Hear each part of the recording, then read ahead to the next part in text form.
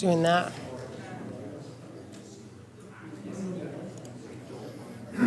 Hi, everybody. I'm so sorry. Just give me one more second here. Just a little bit of technology fun.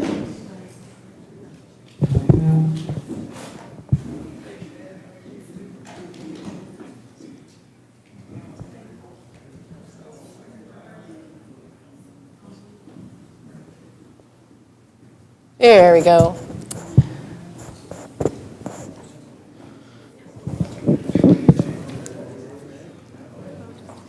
I'm so glad to see you, BJ. Thanks for being here. It's my pleasure.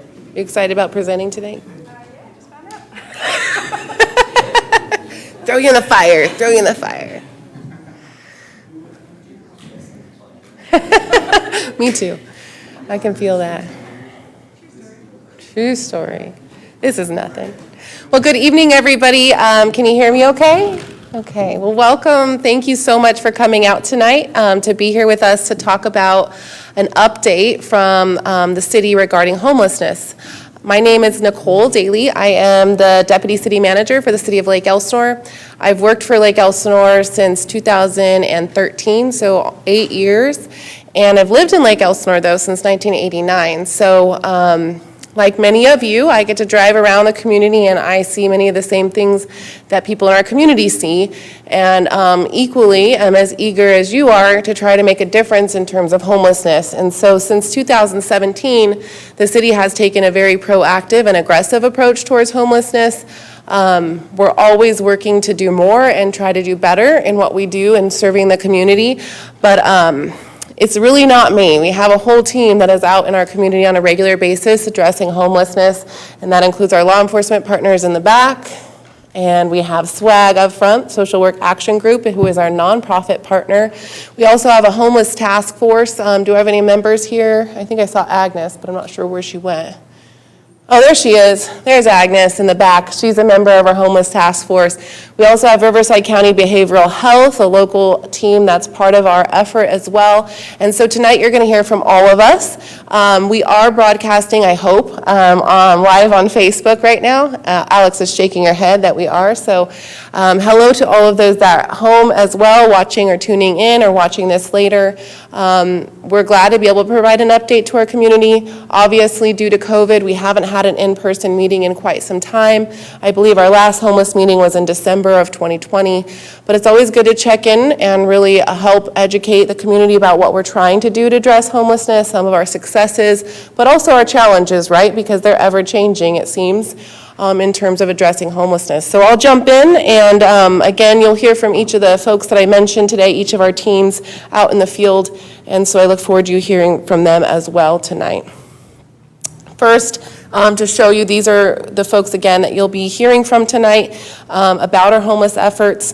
A little history of where this all began. Really, we didn't start looking at homelessness until 2014, and we really kind of tiptoed into it. At that time, we looked at ways to prevent feeding in our parks, addressing some of the quality of life issues associated with homelessness. But then in 2017 is when we really started to take a much stronger stance on homelessness, and Brian Ambrose is here from the city of Murrieta, and he, with a woman from the city of Temecula, spearheaded an effort throughout our region to say, hey, this is kind of important.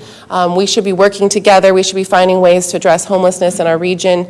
And I'm so grateful to Brian and to the team for really getting us all to start looking at this seriously, because, you know, it wasn't a growing issue. It continues to be an issue. It's something that's facing our entire nation, right? It's not just here in Lake Elsinore. Unfortunately, this is something you see when you get off the airplane, even in Hawaii, as you're driving from the airport. Or if you go to DC, you're seeing it. If you go to Orange County, you're seeing it. If you're going to San Diego, you're seeing it.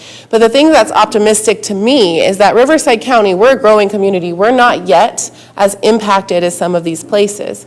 So we have an opportunity to address homelessness now and try to avoid those larger impacts that we're seeing in some large metropolitan areas like Seattle and Oregon. And obviously, we really want to try to address it now so that we can get a grasp of it. And so for Lake Elsinore, I think we've truly done that. I think we've been able to get to a place where it's manageable, and hopefully over time, we'll be able to make an even greater impact on our community. So again, that all really started in 2017. I'm not going to go through the list that you see on the screen, but I want to educate the community to understand that this has been a progression for us. We started with $0 for homelessness in 2017. Social Work Action Group, Aaron and Monica actually approached me at a meeting that we were having and said, hey, we want to help. We want to go on the streets. We want to actually help people on the streets.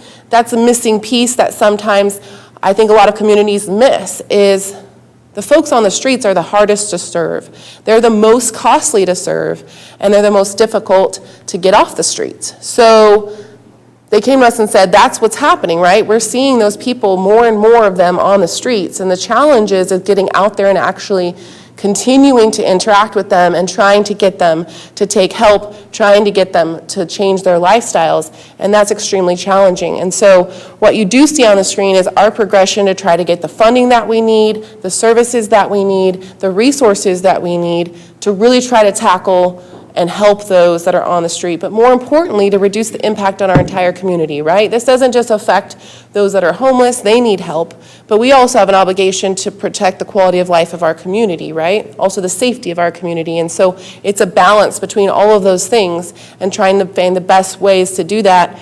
And like I said, we started with zero, so we've come a long way in 4 years, and I'll share some of this stuff as we go through, but again, our partners will also share some additional highlights.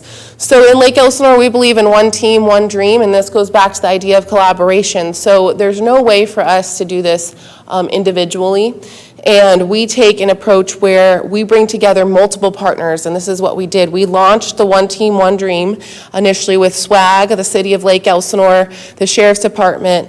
We brought along the crisis team, we brought along the City of Wildemar, and the county areas. Homelessness, as we always say, does not stay within city borders, right? People that are homeless go outside the city borders. Again, going back to our regional efforts, we recognize this, the need for us to be on the same page and working towards the same effort. And so we do work in coordination with the City of Wildemar as well as the county. It also makes sense because our sheriff's station also covers those areas as well. One of the more important things is that our law enforcement team, they take a zero tolerance approach or zero tolerance policy. And what this means is that if folks are committing a crime on our streets, they will be held accountable for those crimes. That's really the basis of it. And what we have found in addressing homelessness here is when you are holding these folks accountable, then they are more likely to take the help that's being offered, right? If they're comfortable on the streets, they're more likely to stay in that environment. And it's important for our community to recognize that. And I think it's something that finally, even LA has decided to recognize by breaking up some of the encampments that you see there and holding folks accountable. Because if folks are being able to live on the streets comfortably, these individuals have a tent, they have a blanket, they have jackets, and this fly is gonna bug me, sorry. Alex, can you see if the air's on? You just twist that. It feels really hot in here. Does it feel really hot? I see Monica waving herself. It's like, I don't think the air's on. I mean, I generally get hot presenting, but I just think it's really hot in here. Welcome. How are you? I don't even remember where I was now. I got so distracted. But yeah, the idea, so we actually had a gentleman come and talk to us about this and how to raise rock bottom for the homeless individuals in our community. And like, to me, I'm thinking if I'm sleeping in a tent in the dirt and having a shower for a week, that's rock bottom, right? If I've lost my kids, I've lost my family, you think that's rock bottom. But unfortunately for a lot of these individuals, it isn't. And so how do we raise that so that they will take help? So that they will say, you know what, I can't live on the street. And that comes back to holding them accountable, right? We have to hold them accountable for committing crimes, but they have to be committing a crime. And our sheriff's team has done a great job of that. They are out on our streets on a regular basis. They're holding these people accountable, and it's a critical piece for I think, for our success so far. Can we do more? Absolutely. And a lot of people will say, well, how come they're not all getting arrested? Believe me, our team does arrest folks as much as they can. It takes an hour and a half to take them to the sheriff's station. You got to book them, and it's a whole process. And they get released the same day. But the City of Lake Elsinore said that is okay. We will do that. We recognize it's an expense and it's a time and it's a resource because we recognize, again, that that's the way we're going to get them to say yes. And that's why we go out together. We go out and say, you can't be doing this, you're breaking the law, but guess what? We're here to help. Will you take the help we're offering you today?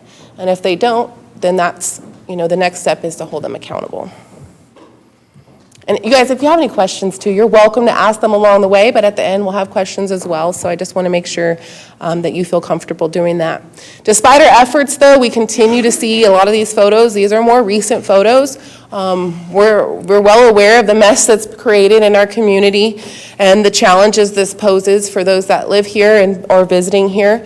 And you know, one of the things that happened in 2019 is that the District 9 court decided not to, the Supreme Court decided not to hear the District 9 appeal decision on the Boise, Idaho case, which basically said, you can camp, you can sleep in public places, as if there's no beds available, you can do that. You can sleep on our beaches, you can sleep in our parks, you can sleep on the sidewalks. And the government, the cities, can't go in and enforce against you. Well, that's a huge challenge for us, right? I mean, the City of Lake Elsinore has 14 miles of shoreline around a beautiful lake, which are very comfortable for folks that are living on the streets, right? And we knew that was a challenge because how can we continue to enforce a zero tolerance policy if the Supreme Court has decided that that is okay? Because we had 0 beds in Southwest Riverside County. This is something I probably should have mentioned at the beginning, I apologize, but you know, we have very little to no nonprofits. We had very little to no beds in Southwest Riverside County, actually 0 beds that were offered for homelessness. And that's a challenge to try to help people, right? And that's why, again, I was mentioning how SWAG had approached me and it was like, yeah, we'll support you, you support us, you'll do it for free. Yes, we'll take you, because we needed someone to help us because there was no help down here in Southwest.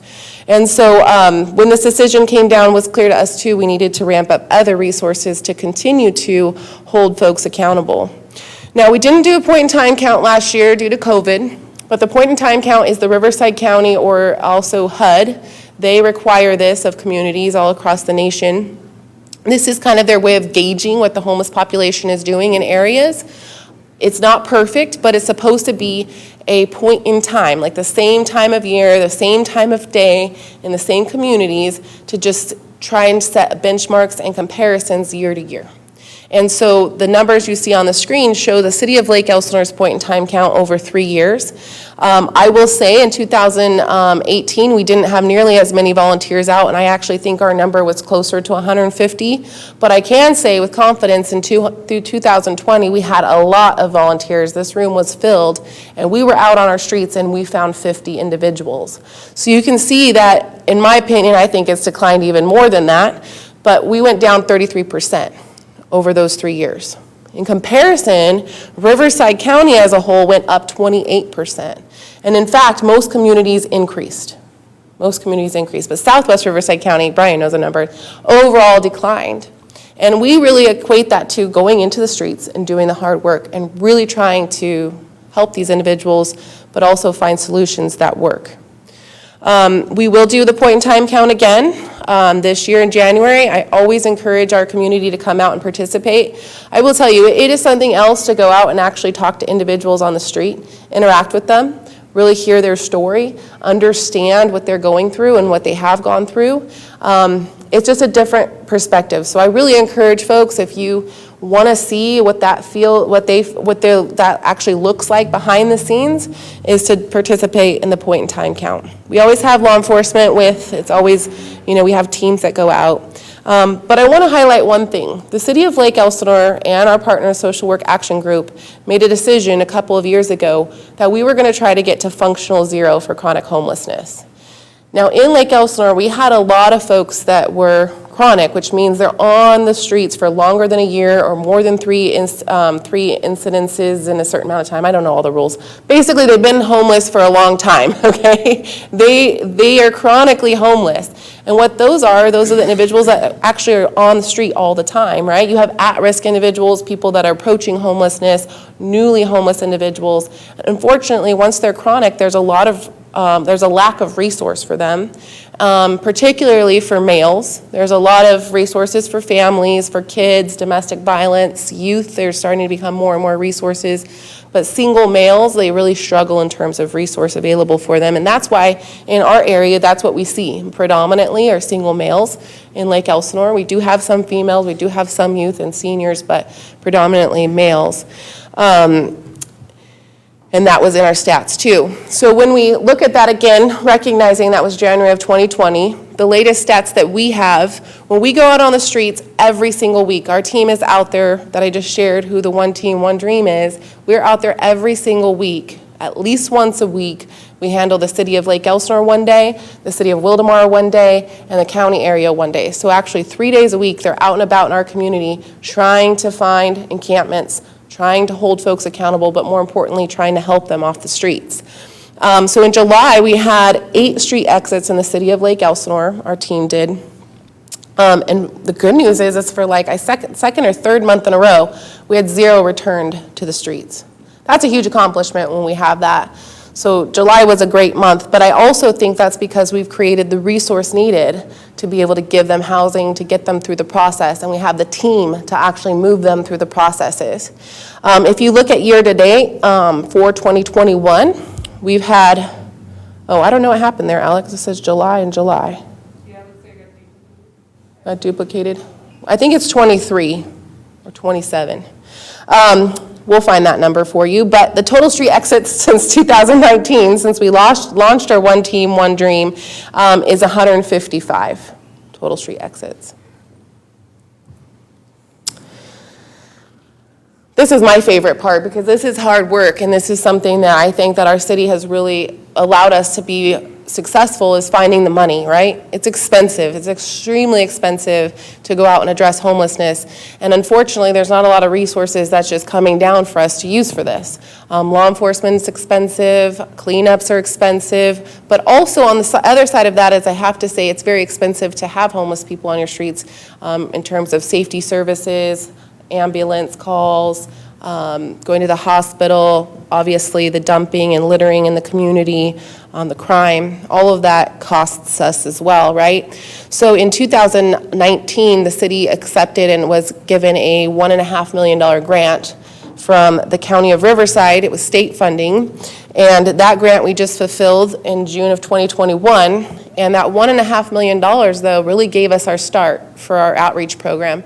It allowed us to hire an additional deputy. It allowed us to hire staff to assist with this.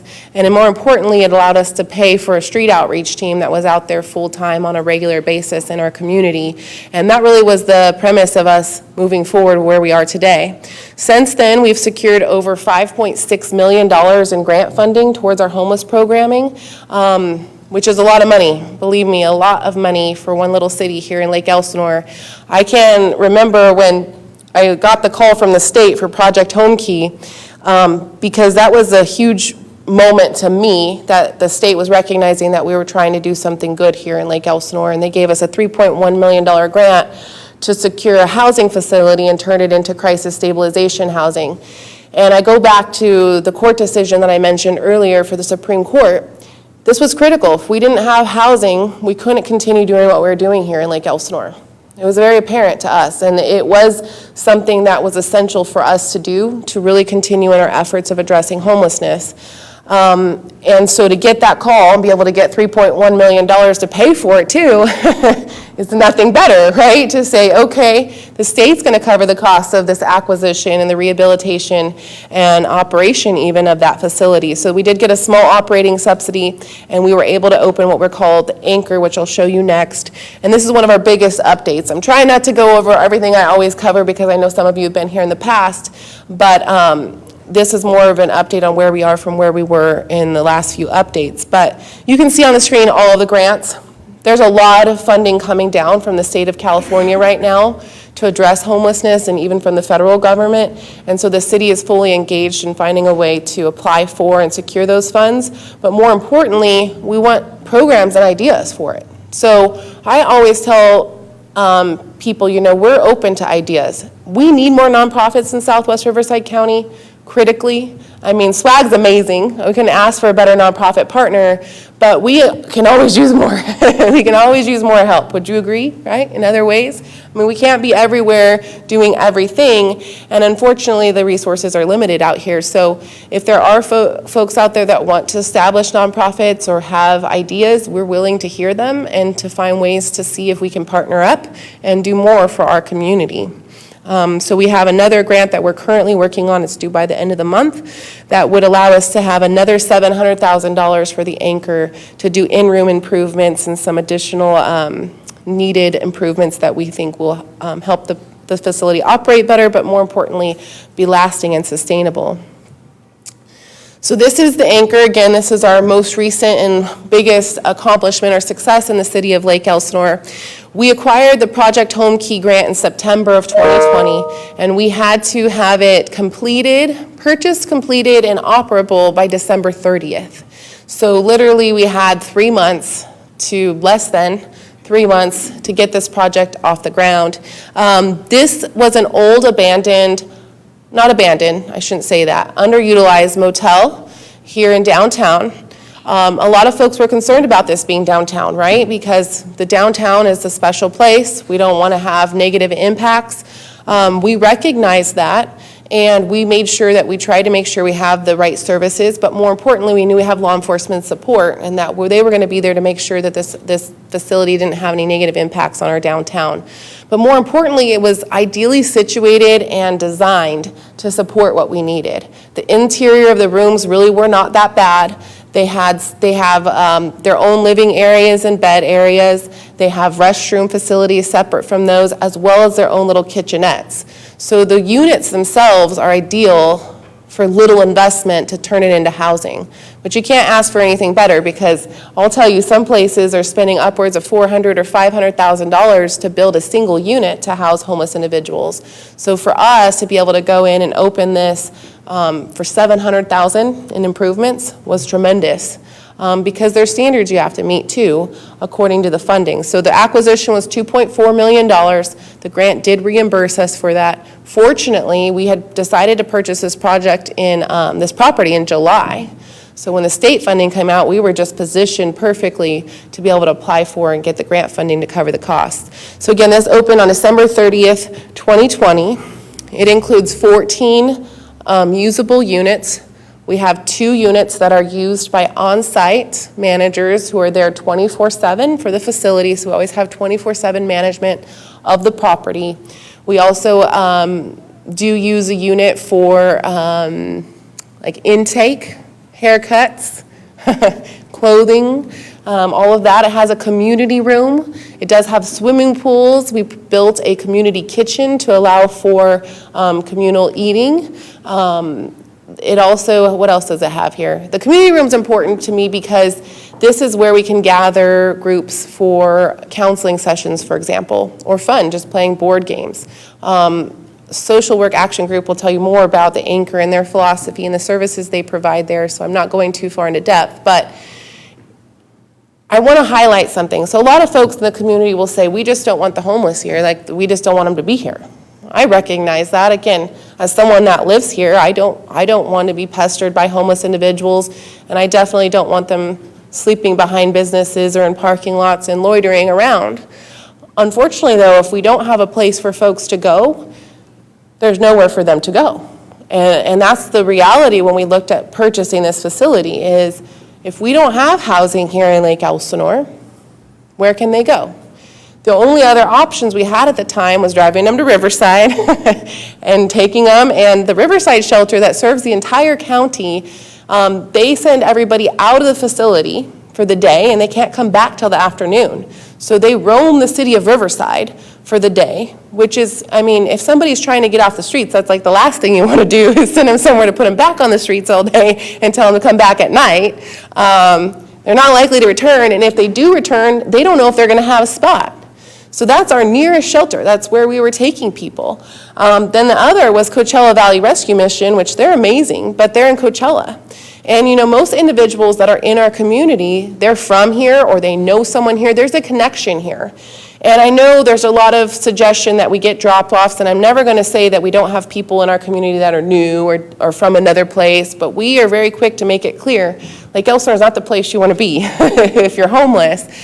We will pester you. And And when you would talk to these individuals, there was one woman, she was in her 60s, and I remember it was freezing cold, wintertime, and she came into City Hall crying, saying to me that she felt that her fingers were going to break off because they were frozen solid at night. And then we got her a place at Coachella Valley Rescue Mission, and her boyfriend, and we said, we will drive you. We're ready, Nancy. We will take you right now to Coachella Valley Rescue Mission. And she's like, I can't go that far. I'm not going out there. I need my doctors and my medicine, and they have a million excuses because they're scared, right? They're terrified. It's a huge decision for them, but then to try to take them that far away from the community that they're used to, they were not willing to do that. And so that was definitely a barrier for us.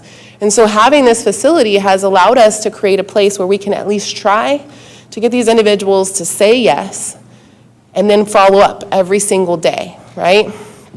And so we call the anchor a resting place because it truly is. It's a place for us to place individuals for up to 90 days into a room and basically follow up on them. And again, Social Work Action Group will go into kind of the services they provide. But the idea was if we could find a way to allow them to stay somewhere for 90 days, we can check in with them on a daily basis and say, hey, John, how are you doing? What can we do for you? Most of these people need driver's license. They might have money out there that they don't even get because they can't access it. They don't have a mailbox. They don't have Medi-Cal, and they need medical services. They have substance abuse problems or issues. They have mental abuse problems or issues. And so to overcome each of those barriers is an ongoing effort. And that takes day in and day out work. And for our street outreach team, God bless them, they would be out on the street and be like, okay, I'll meet you at Del Taco at 5 o'clock, Bob. I'll be back on Tuesday at 5 o'clock. And most of the time, they don't show up.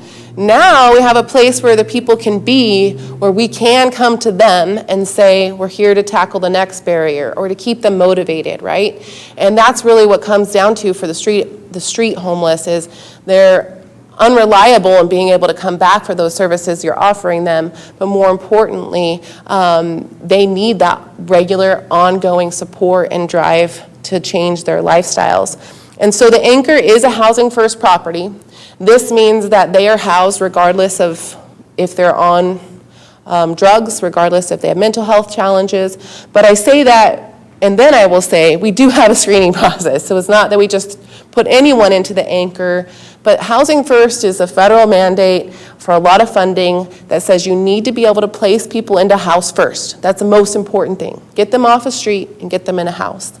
And then you work towards addressing those challenges. Because when you create too many rules or guidelines, it really shuts them down from going into these places. And so that's really where that mandate comes from. So for our anchor property, all individuals are screened. They have to be from Lake Elsinore, the City of Wildomar, or from surrounding areas. And you ask, how do we verify that? Well, going back to the statistics I showed you earlier, our street outreach team keeps a case file for every single individual they interact with. They know when they've interacted with them. We have a by name list that we keep. We have a tracking sheet that shows us when last time we've talked to them was, how long they've been on the streets, where they're from, a wide variety of statistics and information. And so when we're looking at people for the anchor, we like to say they need to have had interaction with us within the last 6 months. We need to know that we've been interacting with them for a longer period of time, at least 6 months, so that we know that they're from Lake Elsinore, Wildomar, and the county areas. And some people will say, well, this is a shelter, and it really isn't because of that. We have mandates in our grant. So our grant specifies that this can only be used for Lake Elsinore, Wildomar, and county area individuals. So we could actually be penalized on our grant if we went beyond those areas currently. As I mentioned, they're selected by SWAG through the screening process. They have to be stable enough. We do verify that they're going to be a good fit for the housing facility, right? Because they're living with other individuals. Everybody does get their own room. We do have double units that are available for family units that maybe need to be together, but most of the time they are single occupied. They're assessed during that process. They have to stay on good standing to be at the anchor. We have had to, unfortunately, evict or move some people on. I shouldn't say evict because they're not under a lease agreement. There's none of that. They do sign a participant agreement, and there is a grievance policy in place for them. The city actually does do screening first for people that just call. So once you open a housing facility, you'll oftentimes get a lot of calls. Well, I have so-and-so, and they're from here, or my sister's homeless in LA, and I live in Lake Elsinore, and I want to get her a house. Can you take her? And we have to go through a process of asking questions. We screen and send them to available resources based on their answers, but they're not just placed into the anchor because they're homeless and in Lake Elsinore. I mentioned before that Social Work Action Group actually manages the facility. The city owns it, and so this just quickly shows you what we're doing on the site. SWAG is doing all of the facility management. We have 2 full-time case managers, 2 full-time facility monitors, and a facility manager. They handle all the supportive services, the case management, the activities on the day in and day out, administration. The city does all the housekeeping, ongoing maintenance, repairs, landscaping, the operational stuff, which again, we have grants for currently to help us fund those costs. To date, the anchor itself has served 42 chronic homeless individuals, so that's in the last 8 months, which I think is pretty good, because again, they can be there for 90 days, but some of them don't make that long. Some get help sooner. It's not that they don't make it. Some of them get help sooner. We usually average about 9 residents, and so we have 14 units, but we average about 9 residents on a given day. And that's because it's difficult to get folks to say yes and to make sure that they're a good fit for the facility. We have had 7 go to permanent supportive housing, which is tremendous. I mean, I can't thank SWAG enough. That's 7 people that are really, truly on the path of being off the street forever. I mean, once you get permanent supportive housing, you're pretty much in a good place. I mean, unless you just walk away from it and want to go back to the street, which can happen. But I mean, the permanent supportive housing placements are huge, and to have 7 in 8 months, I think that's pretty good. SWAG always says 1 person at a time, and I won't take their thunder, but it's so true. You have to tackle this a person at a time, because each of them are individuals, each of them have their own barriers and challenges, and they need that one-on-one care and support. 9 have entered residential treatment, 1 has exited to a transitional program, 1 was reunited with family, and 13 overall have exited with a positive outcome. So 13 in 8 months is just extraordinary to me. I think, again, if we go back to the idea of we think the city has about 50 individuals approximately, if we can help 13 at a time, we're hopeful that we can actually achieve functional zero for chronic homelessness. And I think it is very possible with our team's effort to continue to hold them accountable, our team being out there offering the support that they need, and having the opportunity to help them is just so critical in our effort to address homelessness. It takes time though. I mean, some of these individuals will interact with them 70, 80 times. I mean, that's an industry standard to know that you have to talk to them maybe 70 or 80 times to get them to take support and help. These are some of the folks that we've helped from the anchor. You can see some of them are from Wildemar, some of them are from Lake Elsinore, some of you may recognize them, but we celebrate their accomplishment, and I know I've met many of them, and it's so encouraging to see them. Some of them still have a long journey ahead, but they're on the right path, and that goes back to the purpose of the anchor, is to give us that opportunity to set them on that path and try to get them a better chance at changing their lives. But the challenges never end, and they're always ongoing, and there's always something new and different that brings something else out that we have to address. And so on the screen, you'll see some of the things that the city currently is focused on and trying to prepare for. The first one is obviously COVID-19 and the fallout of that. So during COVID-19, there's been an extraordinary amount of money that's gone into housing the homeless, providing housing opportunities for them. However, it's also going to have a fallout. At some point, that funding is going to go away, and all those people in the hotels, et cetera, are going to be put back onto the streets if they cannot find them permanent housing. But I will say the state is really focused on creating more housing and trying to make sure people that are housed currently will stay in housing. So there's a tremendous effort there trying to do that. But the other fallout side of COVID-19 is likely going to be potentially more people that are homeless, right? If people have been on subsidized earnings, or maybe they haven't been evicted due to eviction protection, there's a very good possibility we could see an increase in people that are facing homelessness. The city recognized that. As I mentioned before, currently we're focused on the chronic homeless, but there is a need for us to kind of pivot and also make sure we're not forgetting about the people that may be at risk of homelessness and how we can support them in the city, because we need to be prepared. That's what it comes down to, right? We don't want to have more folks that are facing homelessness in our community. Also, fentanyl and overdose. So fentanyl has been on the rise, and I don't know if the law enforcement will share more about this, but it's a tremendous, it's a very big deal. It's a big deal for a whole entire community, not just those that are homeless. It's afflicting our young people in Riverside County. It's becoming the #1 cause of overdose, depending on which graph you look at. Between that and opiates, it's very, very difficult, unfortunately, because it's leading to overdoses and death, but it's also making individuals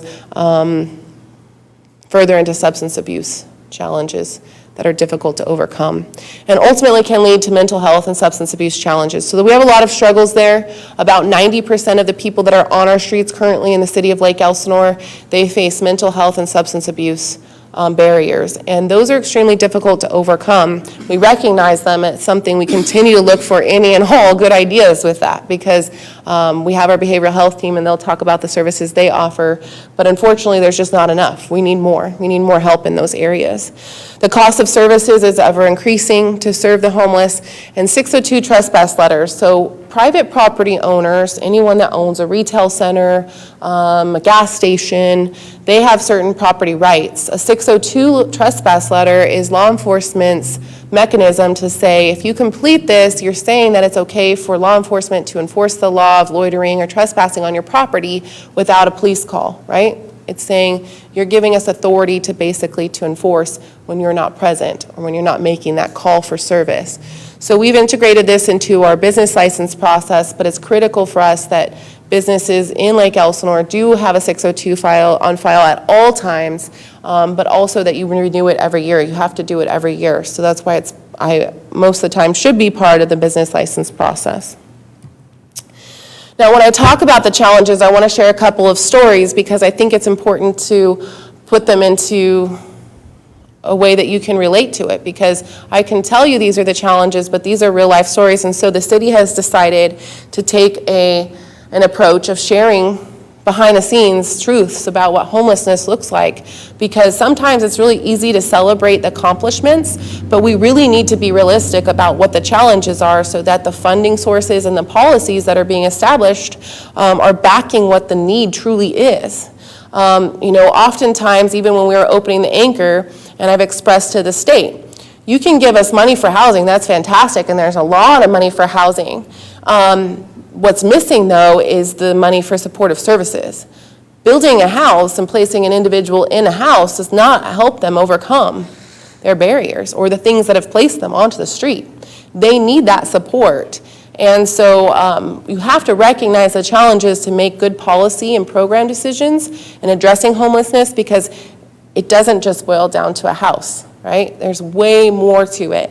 And ultimately, we can't build that many houses either. I mean, it's unrealistic, right? So we have to have the services and programs and the systems that work to move these people through the process. We have had 6 homeless individuals in the city of Lake Elsinore die from overdose this year. There might be a couple more, but I know of 6. And that's a lot.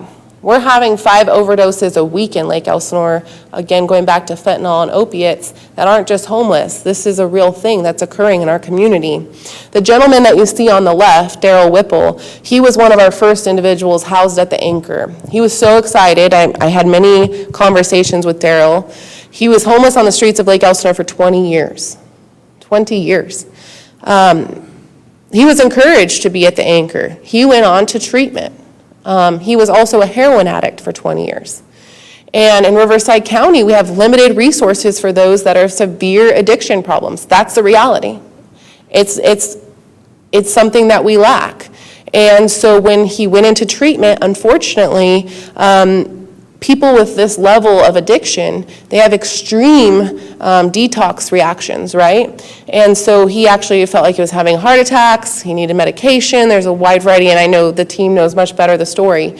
But the point being is that we weren't equipped, our systems here in Riverside County weren't equipped to really give him the care that he needed, and ultimately ended up back on the street. And then he died in the lake bottom shortly thereafter. Again, this is the reality of what we're faced with. And we have to have the resources, we have to have the systems, and we have to have the support to be able to help people like Daryl when they finally say yes, right? Because when individuals say yes, finally, you want to help them right now, because they're changing their mind in like 5 minutes. It's like, yes, in the car, lock the door, let's go. Because, they're in a place of vulnerability at that moment. The other woman you see on the right there, I think a lot of people probably saw her in our community, right? You see some nodding of the heads. And this woman was in her 70s, I think 70s, Fred will have to nod back there. Betsy, we called her Miss B. She has found her home. We haven't seen her in a few weeks, so I'm not sure if anyone's seen her, but she found her home in Home Depot parking lot, Target parking lot, all along Collier Avenue. Our community is very compassionate. They were very worried. It's summertime on the asphalt. But what people may not know is Miss B got a visit very frequently from the city, from the behavioral health team, from law enforcement, from our entire team over and over again, trying to ask her to get help. Adult protective services. Her son even comes once a week and brings her food and supplies, and had offered for her to come and stay with him, to be off the street and stay with him. She refused. So at the end of the day, right, we can't force Miss B to go with us. We can offer her a million different options, but we can't force her to go with us. And so I think both these stories showcase, again, the real life stuff that we have to deal with on a daily basis with individuals, so that hopefully communities can start to understand just how much effort has to go into helping each homeless person. And there's thousands. There's over 2,000 in Riverside County alone. And that journey is so long for some of these individuals, and the support required for each of them is extraordinary, and the resources required, right? Goes back to, though, why zero tolerance and holding folks accountable is so critical. Because if Miss B feels the pressure that she can't just be sleeping in the Home Depot parking lot or Target, maybe she will say yes to her son or to us. And so that's why we have to have that balanced approach. How can the community help? This is always my favorite. And, I think that we can do more here. And I think this is probably one area that I will strive to look further into in the coming year. Because one of the things we've said on our team for quite some time is that this is a community effort. And I remember, I think Monica said it to me first from Social Work Action Group. And I was so appealed by the comment, because I thought, wow, that's such a definitive statement to make. But she said, every community has what they need to serve the homeless. Every community. I thought, what? How? But the reality is that we do, right? We have faith-based organizations. We should have nonprofits. We have residents. We have businesses that can all rally behind and try to help those that are homeless. And, it's the idea of all rowing in the same direction at the same time.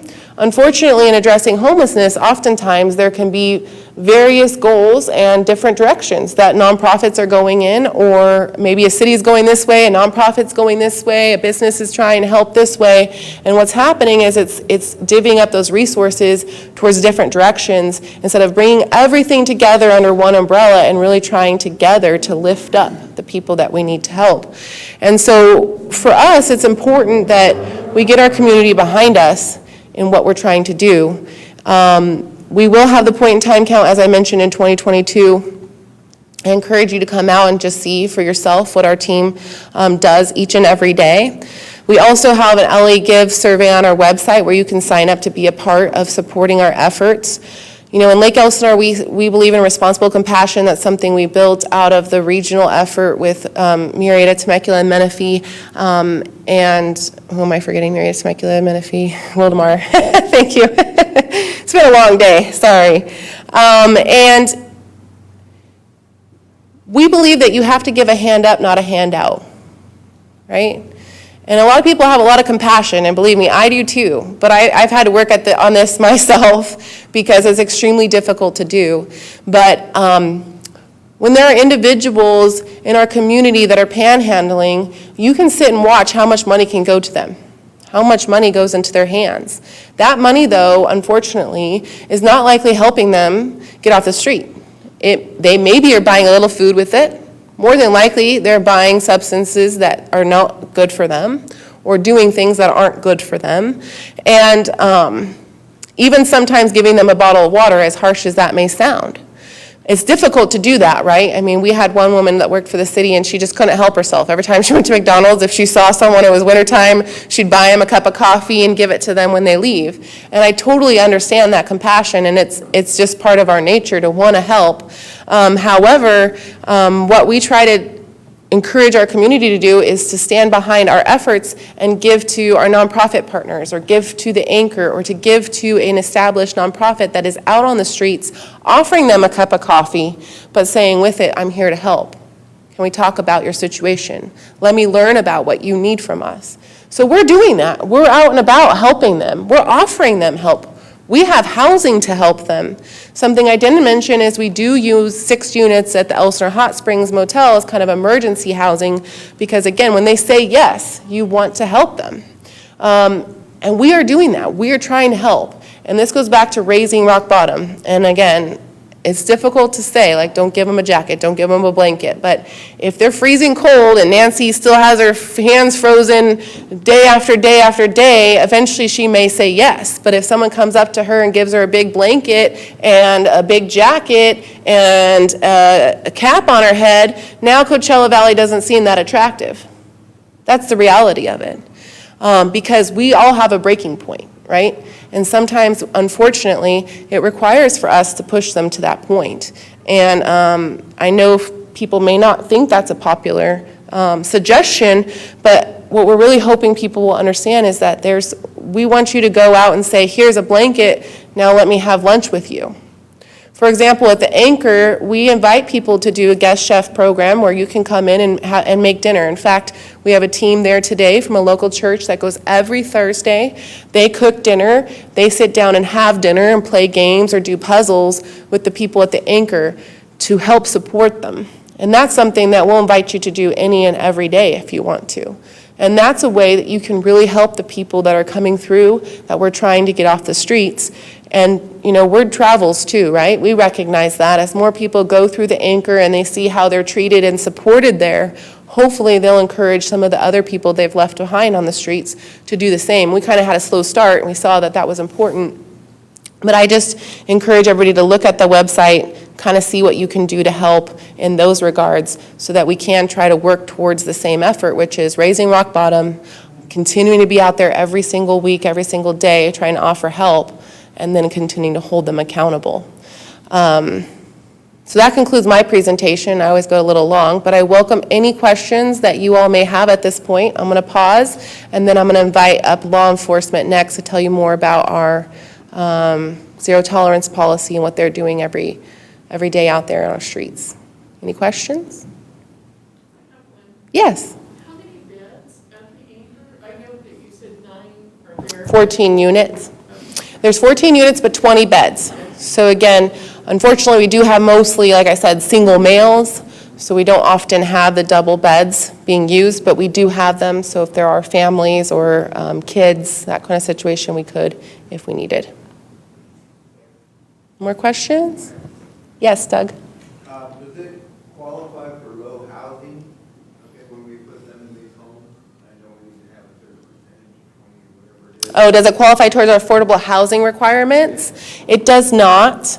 What we will be doing, though, the Anchor, and thank you for asking that question because it reminded me of something. So when we purchased the Anchor, we knew we had this grant to be able to operate and try to do something more with what we had available, right, and make a difference. But we also knew it could be an interim use. So that project is planned for the next 5 years to serve as it is and eventually be turned into extremely low-income housing with some transitional housing. So the city envisions that hopefully we can build a much larger, bigger, grander project that has more community assets, but ultimately serves extremely low income, which is 30% of median income for a community. So the city does have in the housing requirements. We are deficient in terms of extremely low income housing. We do have some housing funds that mandate that we use those for extremely low income housing. And so this will give us the opportunity to do both those things in about 5 to 7 years. Any other questions? Yes. All right, so I try to look at everything under a biblical perspective, and Jesus did say that the poor will always be with us. But the book of Leviticus also says, basically don't give them a handout, don't go bring them food, but leave the corners of your fields, don't go back there with the grapes and go on the ground, stuff like that. So, is there any work programs that, Great question. that are out there? Get people back to work, and how many faith-based organizations in the city has the city reached out to, or they reached out to you guys? Thank you. Good question. So the question was just for the benefit of people on Facebook too. Are there faith-based groups that we've reached out to? Are they supporting the effort as well as any work programs? So yes, we've engaged with the faith-based organizations quite a bit through the years. The challenge has been similar until we had the anchor of like, well, what do you want us to do? It's hard when you don't have anywhere to really say, hey, you can go serve there. Here's this option. So we have done that. We're open to any suggestions they have from them, and I'd take a call from any faith-based organization and be willing to discuss ideas all day long. We have to be delicate in how we operate the anchor, so I'm all optimistic and thinking I'm going to open this, I'm going to have a church every day come in and do different sessions there, counseling, and Swag's like, wait a second, Nicole, like they don't want like hundreds of people coming in here, this isn't Disneyland, just like creating all this commotion on site. So I had to be pulled back a little bit, but we are doing some of that too, where we have prayers and things like that on site there. But we are doing a workforce program. We just got a grant for that, and so SWAG is working towards getting the equipment right now and developing what that looks like. And we actually will be working with Fred from Code Enforcement to try to come up with ways that they can go out and support our efforts and actually clean up, so they can see the impact to the community and be a part of the other side of that and cleaning up and giving back to the community. So we're excited. It's a pilot. It's an intro program. We also know that we need more of that, right? We need businesses that are willing to hire and ways to put these folks to work, especially once they're getting to that point where they're feeling like they've kind of stabilized and are coming out of the urge to go back to the street. But again, faith-based, we'd welcome any ideas for sure. And then I just wanted to, I know that there's municipal codes and things like that about trash collection. If I throw trash all over my front lawn, they have to go to give me a citation for it, because obviously I have to pay that citation, and I will, or they're going to put it in on my house. But I mean, I get a lot of what you're saying, but I have huge frustration when I drive by our city beach. The trash. It's homeless encampments, and maybe they'll move 20 feet over, but the trash everywhere. I mean, if we can't secure our beach, our parks, this is my wife and my daughter, and they shop out of town. They don't spend money in Lake Elsinore. They don't feel safe. We don't buy gas in Lake Elsinore. So, I mean, that's the frustration where I'm coming from. Safety issues and just the trash. I mean, I would really love, I've been emailing all the city council. I was hoping some of them would be here today.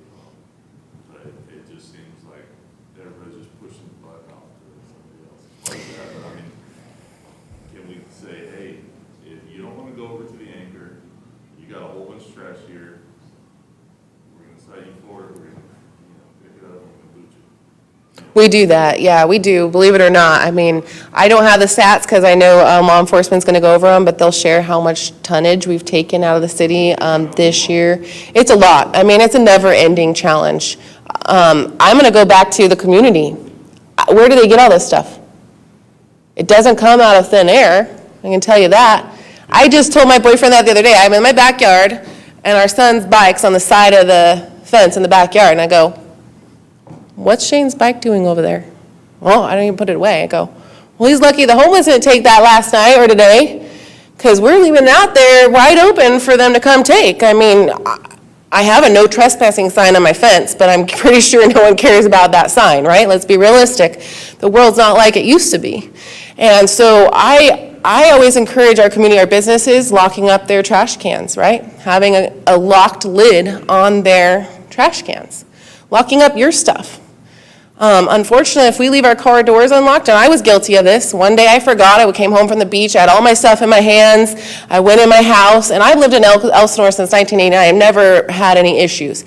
And I forgot that one day, and that was the day folks decided to come down our street and try every door handle down the street, which they do. Everybody has to know that, they absolutely do. And they were able to open my car up. But I also know not to leave anything in there. So they took my lip gloss.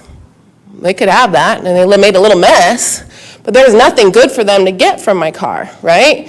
So if folks are leaving their iPads and presents and things that are attractive to individuals in their car, even sunglasses, honestly, can be attractive to a homeless individual.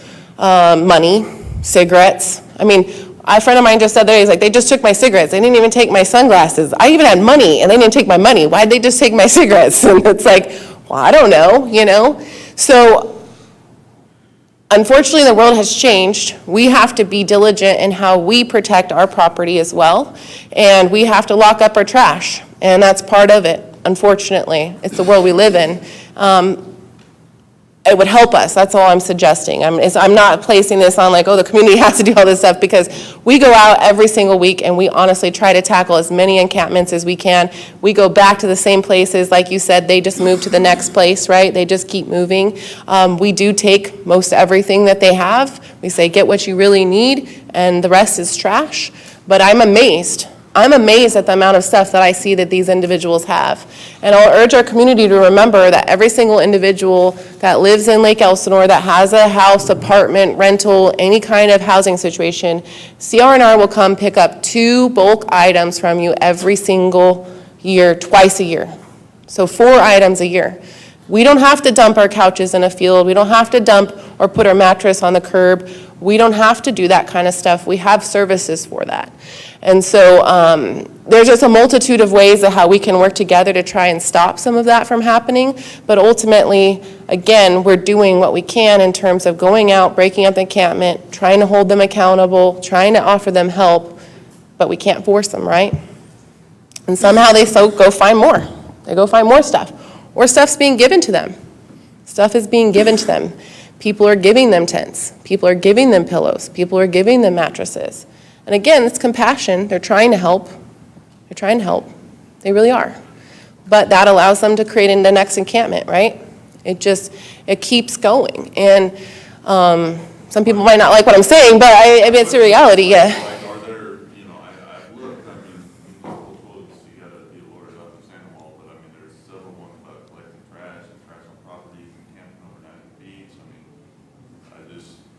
I'm not sure what law enforcement or code enforcement can get in on that, but I mean, it's a point where I drive by our city beach and I'm ready to take my 36-foot trailer and park it on the beach and see how long I can live there for free without, you know. Yeah, I understand, and I think law enforcement will cover that probably more in their presentation, so I'll let them come up and do that. But I will say too that I neglected to mention reporting is really important.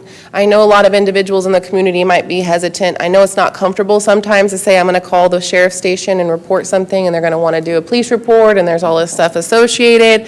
And I know you can feel like maybe you're being obnoxious to call on a regular basis, but I really encourage everybody to do so. There's an Alert LE app, exactly. So we have an Alert LE app for encampments, for trash, dumping, panhandling, trespassing. We also have the non-emergency line. So if you are being affected in some way by someone that's homeless, you should call and report it. Folks may not, law enforcement may not get out there right away, but they run on data. They go, hey, where are we having the most issues? That's how they determine patrolling. So similarly, when we go out and do our outreach, if we don't know there's an encampment behind your house, we just don't know. So we need you to report it so that we can get out there and address it. So this critical part is reporting. And I know it can be difficult. I know some businesses are like, I have to report this every day. Yeah, unfortunately you do. We really need you to do that. That helps us. It does tremendously. And we just really encourage that. Yeah. Okay, so who's coming up back there? Law enforcement, who wants to go? I think all of them. You're going to get to see the whole team. We're so excited. We keep building the team. We've added a couple of deputies this year, and I can't wait for you guys to meet them. I'll go ahead and turn it over to you. Thank you. Good evening, ladies and gentlemen. My name is Jeff Reese, and I am a sergeant at the Lake Elsinore Sheriff Station, and I am in charge of the Special Enforcement Team, which is basically these 5 guys here for the City of Elsinore. Before I get to them and introduce them, just want to go over the Special Enforcement Team as a whole. We are a 10-man team. We have 2 bodies dedicated to the City of Wildomar. We have 2 county-dedicated spots, an investigator, and then these 5 deputies here. Deputy Andrew McCracken, Deputy Jared Meissen, Deputy Fook Tran, and Deputy Robert Wilson, along with the newly Parks Deputy, Deputy Jackson, who will be speaking on behalf of the Parks for the City of Elsinore in regards to homelessness. So we have a PowerPoint for you guys, although Nicole covered a lot of stuff we're going to say, so forgive us for repeating it, but Deputy Tran's going to go ahead and kick it off for us. Good morning, America. How you doing today? Yeah. So this is going to be the agenda that we're going to be covering. All right, Sarge already covered pretty much what our mission is. All right, what's the main goal here? Our main goal is not to have in our city what you see in the far right, where there's just trash camps where you can't even drive down the street, your own street, right? Y'all know why we don't have that in our city? It's because of you, all right? The public, all of you at home who support our law enforcement, our SWAG, and our code enforcement to work as a unified unit to combat this homeless problem. We can't do this without your support, all right? We can't do this without getting resources from the city council members, all right? So not only do we also take a lot of our own time to do some research. Deputy Meissen himself went to LA. I went last weekend, and that's the most recent on the far right picture that he took of what LA still looks like today. All right, this is what we do not want in our city, and it's not that point. All right, most of the trash that you see isn't out in the street like you see in LA or San Francisco, like up there. All right. Sarge already covered our team. This is what it looks like. All right, I'm gonna give you just some stats.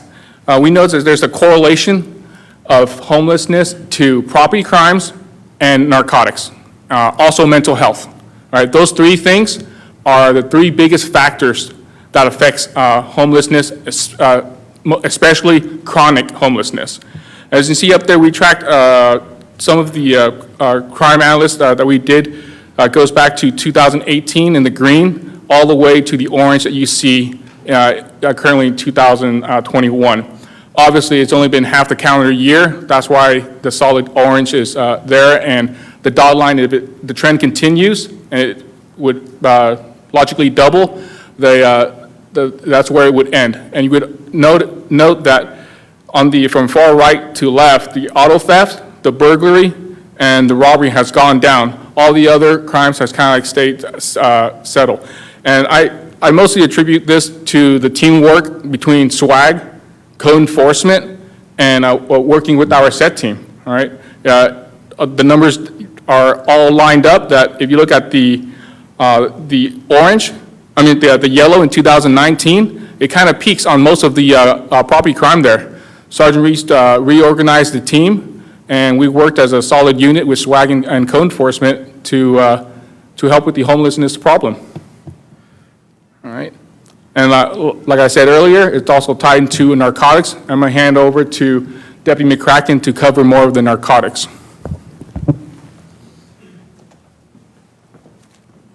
Hello, everybody.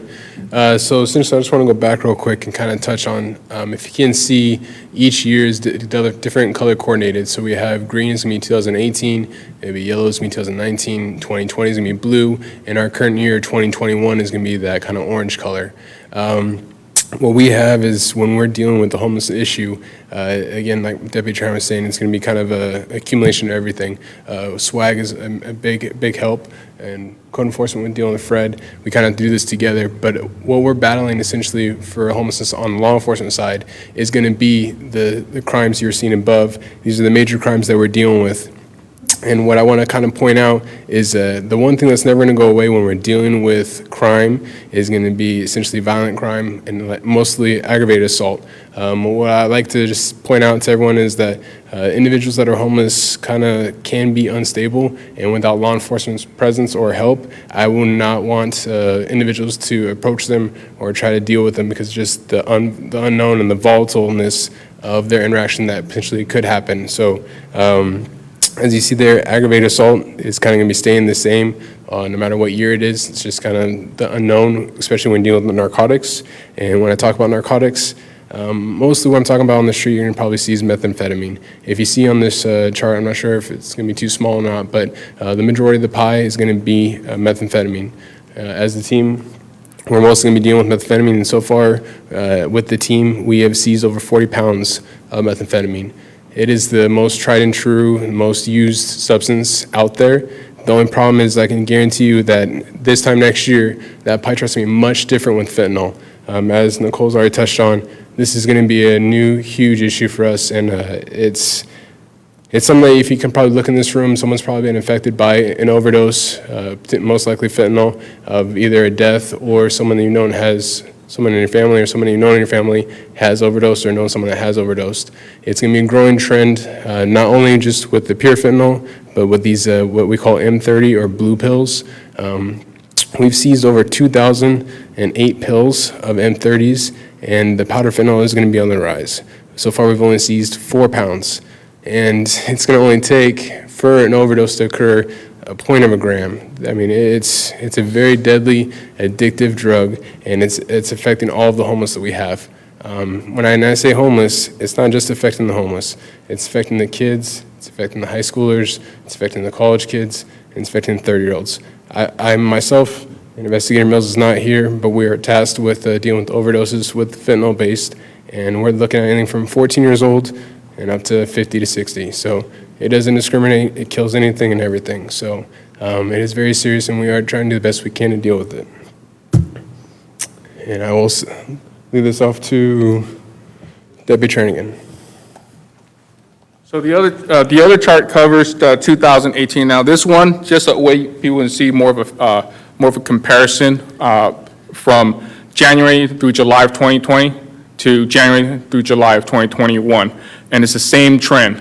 What you see is the orange is 2021, and the blue is 2020. And the 4 bars to the right is robbery, burglaries, auto theft, and larceny theft. Caveat, larceny theft, auto theft is included into a larceny theft, that's why the bar is a little bit higher. But all of those has gone down with the reorganization of the SET team to be able to focus on the homeless problem that we have. So we take pride in the fact that it's showing the numbers that's being effective, and at the same time, the graph on the right that you see, it shows that even in the same time frame, our calls for service has gone up. So, and it's just not us, it's also the entire Lake Elsinore station. The patrol deputies out there, they're going from calls to calls, but yet they're still taking their time, their little time they have to write reports. Instead, they're going out to be proactive and doing homeless outreach where they can. So it's just not us, it's the entire station itself. So that's just to show a picture of the effects that it has had with our contacts.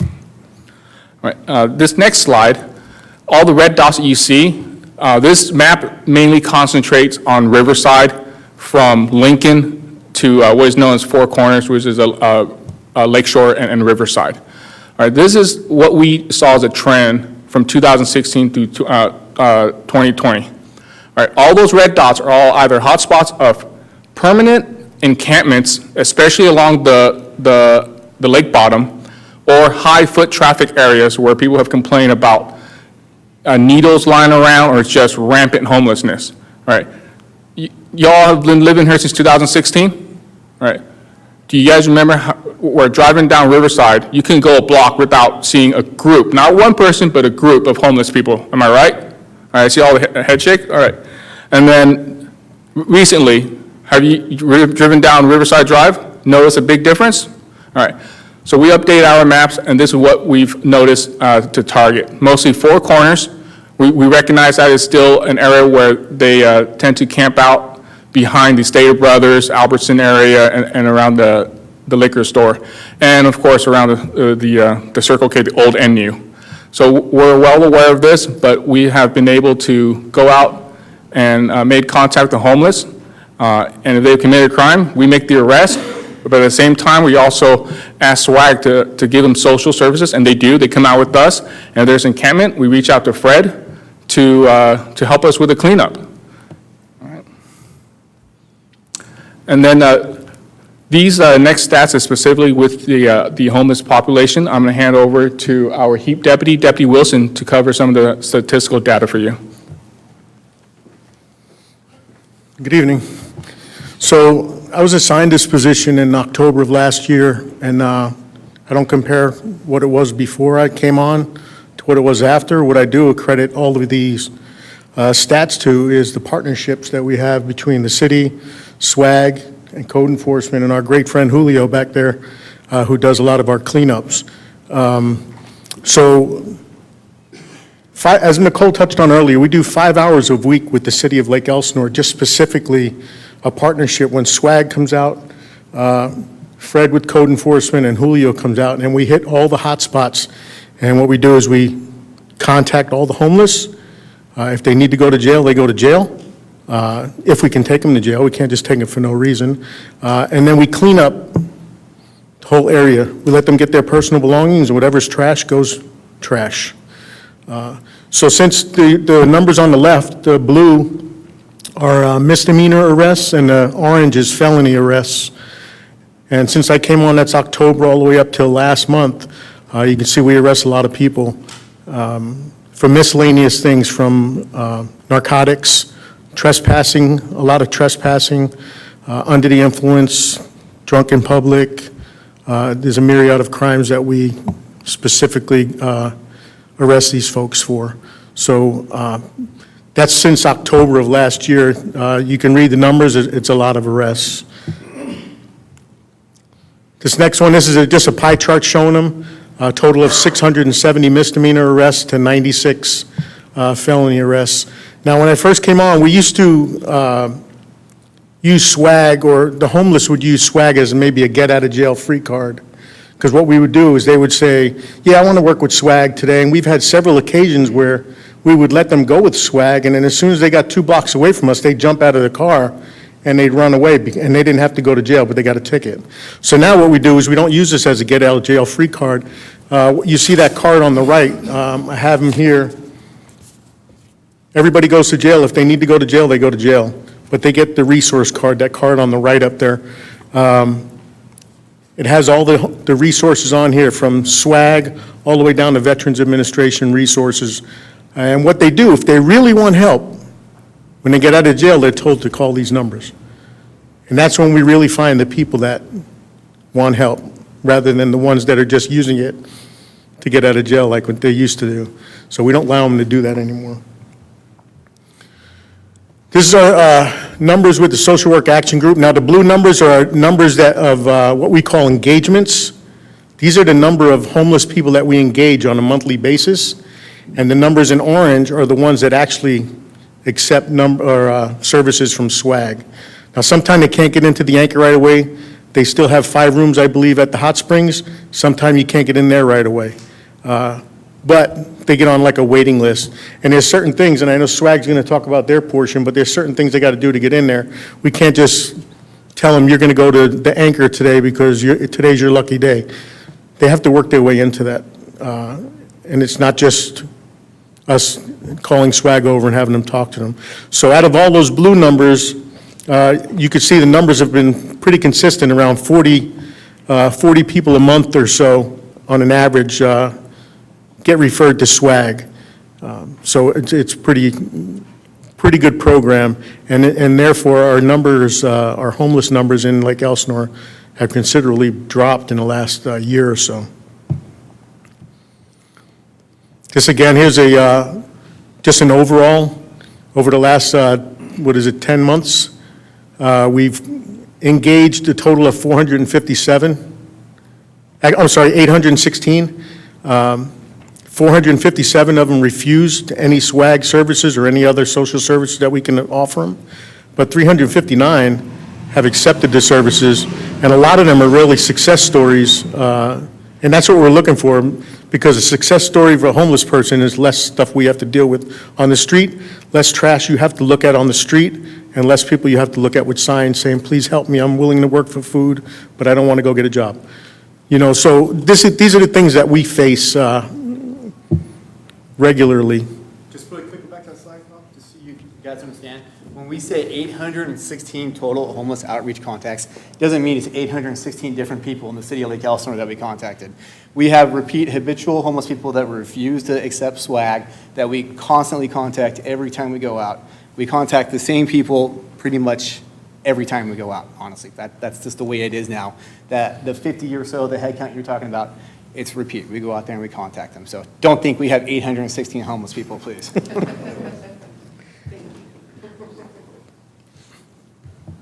So this next one is something that we do, I got these are raw numbers from Mr. Fred over there.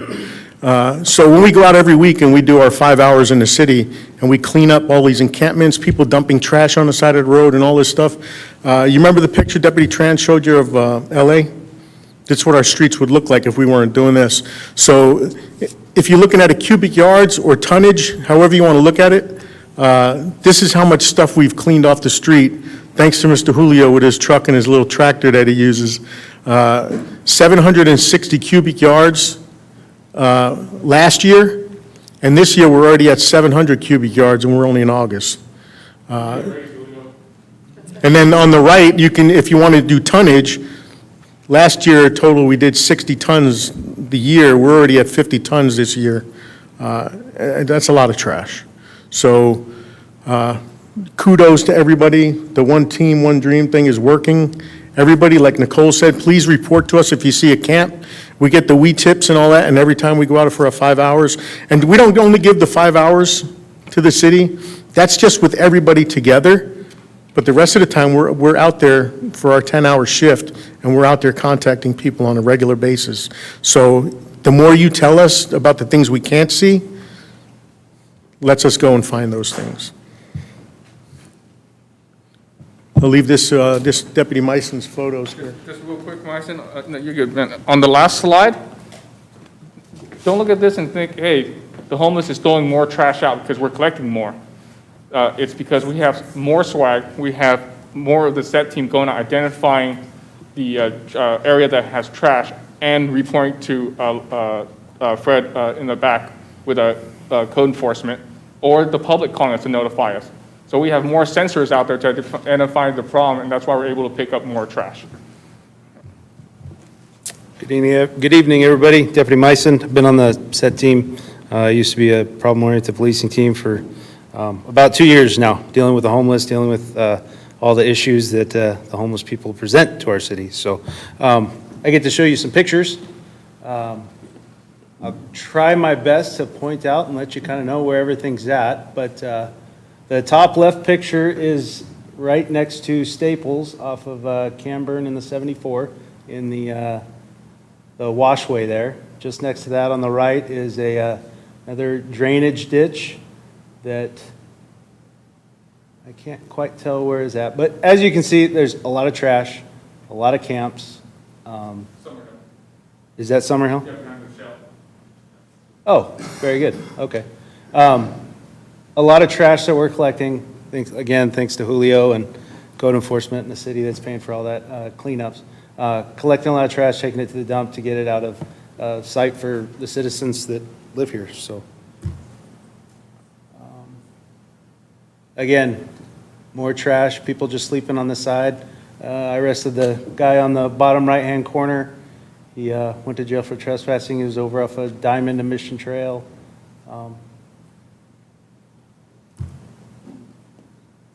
This is behind the Home Depot. Lots and lots of trash down there. You can see Julio's excavator in there, little Bobcat, taking out all the trash. Trying to keep all the trash out of everybody's waterways.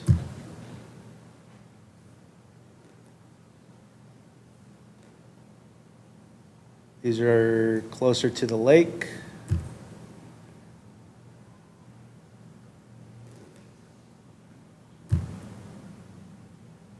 And here's some more on the lake. Chronic homelessness. I'll be talking about that here in a couple seconds, but in the center picture, that's a couple that we've been dealing with repeatedly over and over again ever since I've been here at this station. So, again, so kind of before and after pictures.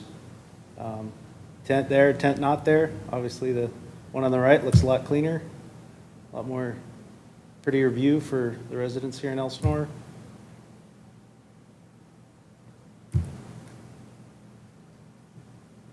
I think you guys get the picture. Our cleanup is working. It is effective. It makes for a more prettier environment for everybody. And I will hand it over to, I'll be back, but I'll hand it over to Deputy Jackson.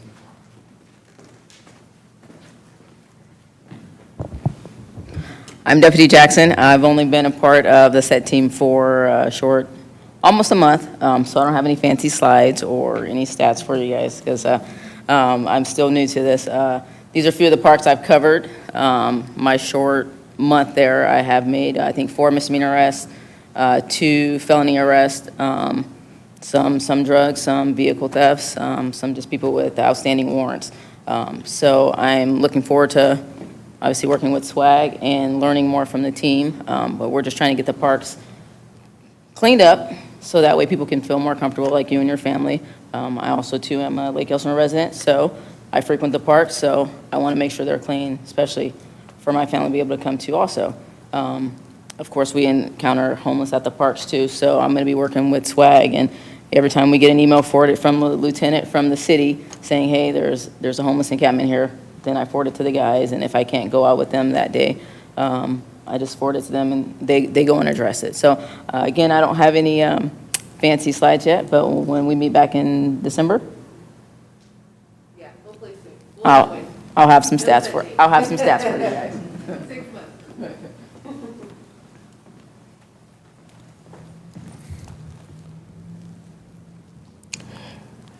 And as I discussed earlier, property crimes is also associated with homelessness, and we also focus on property crimes, and these are just some of the stolen property that we're able to recover for the victims. All right, and then I'm going to hand back to Deputy Meissen to cover habitual homelessness.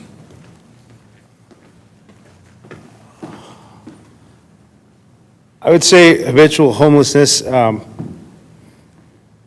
unwillingness to accept services. We can go out there and contact these homeless individuals, no matter how many times we do it, no matter how many times we take them to jail, no matter how many times they get into the car with SWAG and show up at a stop sign and hop out of the car. They want to be homeless, period. End of story. That's what they want. They want to stay out there. They don't care if they're sleeping in 32-degree weather. They don't care if conditions are unsanitary. They just don't care. That's what they want. And they're comfortable getting their narcotics, as he mentioned, getting a hold of their narcotics and living life homeless on our streets. So I guess combating that, we take them to jail. I mean, that's all there is to it. I mean, unfortunately, the revolving door of our jail system and the way things are going in the state of California, we take him to jail. 6 hours later, he's out on the street, and we take him to jail again. There's people that I've arrested 2 times a day, excuse me, 2 times a day, and we see them the next day. So that's the way things are. We have quite a few. I was looking at a list this afternoon of homeless contacts that we had in the last, I think, 2 months it was, and I identified at least 17. I know Nicole presented 50 at the point in time count for the year past, or 2019. And I identified 17 of those individuals that, pretty much what I described, in and out, and don't care and want to just keep moving forward and stop bugging me, let me live my life how I want to be, and that. And I think that in the end, what we're shooting for is, Fred just showed me a video about 10 minutes ago, 15, 20 minutes ago, something like that. There was a couple, husband and wife. The guy's back was all messed up, and both of them were hooked on heroin and methamphetamine, so uppers and downers. But they were both hooked on it. Swag, over and over we arrested them, over and over we got swag out there, over and over we went through that revolving cycle, and then finally they hit that wall, and now they're, I don't want to ruin your story if that's part of your story, but, yeah.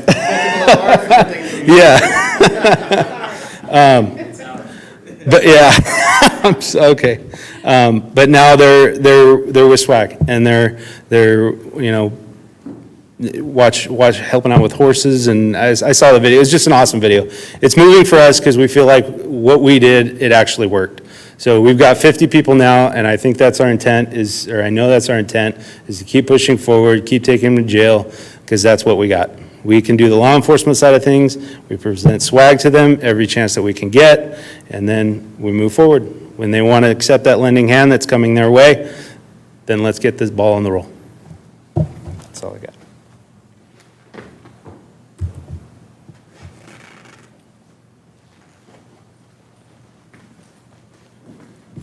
I just want to say thank you to Karen, who's listening on Facebook, for your support. We need it. And Crystal had a question about giving them tickets. So what Deputy Meissen was getting to answer your question back home is that we don't arrest people for being homeless. It's not a crime to be homeless.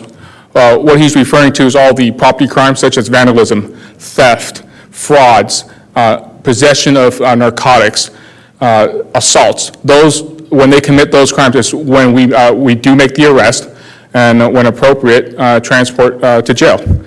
And with the revolving door that someone made the comment on Facebook, that's for the politicians to worry about. We deal with just investigating the crime. And on this slide, for closing comments, this Celtic tri-band is kind of like an analogy for how we work as a team. It's a continuous cycle where the three-strand becomes one strong rope, pretty much. Working where law enforcement, our primary job with legal authority is to investigate crime. And with help with SWAG, they're the one that can provide them with the social work and support that they need to get off the street. And then it wasn't for code enforcement to enforce the municipal codes or do the cleanup. It just leaves room for them to move back into the old lifestyle. And we also have county mental health, that comes out when we need to. So I have to give them a shout out, and I apologize, I haven't mentioned you guys at all. You guys are a big part of the team too, because really that's one of the biggest problems with homelessness. So that's pretty much what this slide represents. And other than that, Sarge, have any closing comments? No, I think you covered it. All right. Thank you. Sorry. Well, I have to say, I didn't get a chance to see their presentation ahead of time, but I have to say that was very well done. So thank you so much. You guys did a tremendous job. That's probably one of the best we've had at this presentation. I really hope for the community, you can see from the passion that each of the deputies just shared with you and the sergeant, that again, when we say we do really try, we do really try as a team. And I'm just so grateful for their support and services in our community.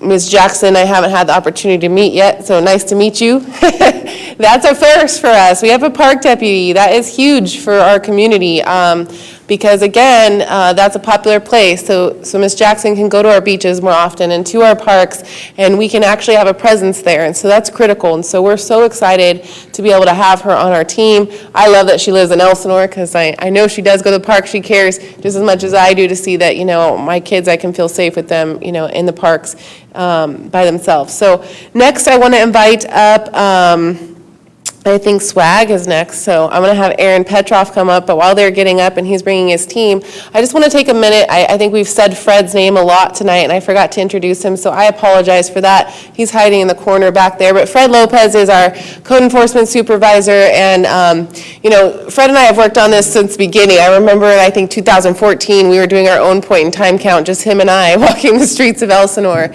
and I will say we are so lucky to have, we couldn't have probably a better code enforcement team.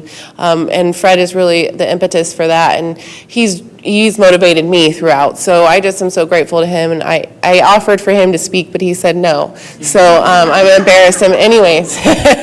So thank you, Fred, for all your services and for the community. Just know that he's out there. He's a resident too here in Lake Elsinore, so we're just so encouraged to have his support. So thank you. Now your turn, Aaron. Sorry. Again, you have to read up there. Sorry. What's that? You have to look up there. You can't. Oh, okay. All right. Good evening, ladies and gentlemen. My name's Aaron, and this is my coworkers here, David, Robel, VJ, Larissa, and Monica. I want to try to not duplicate anything that's been said, except for the teamwork. Starting with Fred Lopez, a humble servant. I worked for city government, and we're told to have the servant mentality. Not everybody does, but Fred absolutely epitomizes that, as does Nicole and the sheriff's deputies. We can't do it without all of you guys. Homelessness, if I had to sum it up, the homelessness, the aspect that we deal with is the chronically homeless, those people that are not asking for help. It's illogical. We're trying to apply logic to people that are thinking illogically, because the majority of the chronically homeless population are suffering from untreated mental health and substance abuse issues. So your ability to make rational decisions is already impaired by your mental health issue, which isn't always schizophrenia. We hear that all the time. Depression, anxiety, they are debilitating enough to where somebody can not have the desire to do anything. And then to cope with that, people are applying methamphetamines, heroin, things that they shouldn't be. It just further complicates the situation to make the appropriate decisions. And so it kind of leads into homeless services in general. It really should be called substance abuse services, in my opinion. That's more of where we fall under mental health issues and substance abuse versus just lack of a home. So there's many people who do need help, rental assistance, they're at risk, they're living with family. Those people are very important. And they fall under the category of homelessness, and those are generally people that need a little bit of help, and they'll be on their way, and very deserving people, and easy to serve. They smile at you, they agree to a plan, and they follow through. And then you have, at the polar opposite end, is the chronically homeless population. So deep in their addiction, their mental health, not only are they not asking for help, they don't even feel worthy. They don't feel worth the assistance of us or anybody else. And I mean, that's the thing. When you get to the core and you sit down and talk to somebody, and you weed through all the nonsense, and you say, what are you doing out here? I don't know. I lost my way a long time ago through trauma. Many of the people we serve were in foster care early on in their life, or a situation that could have put them in foster care. And again, just years of, yes, they may have made all those choices that got them there. However, they're so deep in their situation that there's no light at the end of the tunnel. And so it takes a lot of effort. It's a group of people that are broken, they're not following rules.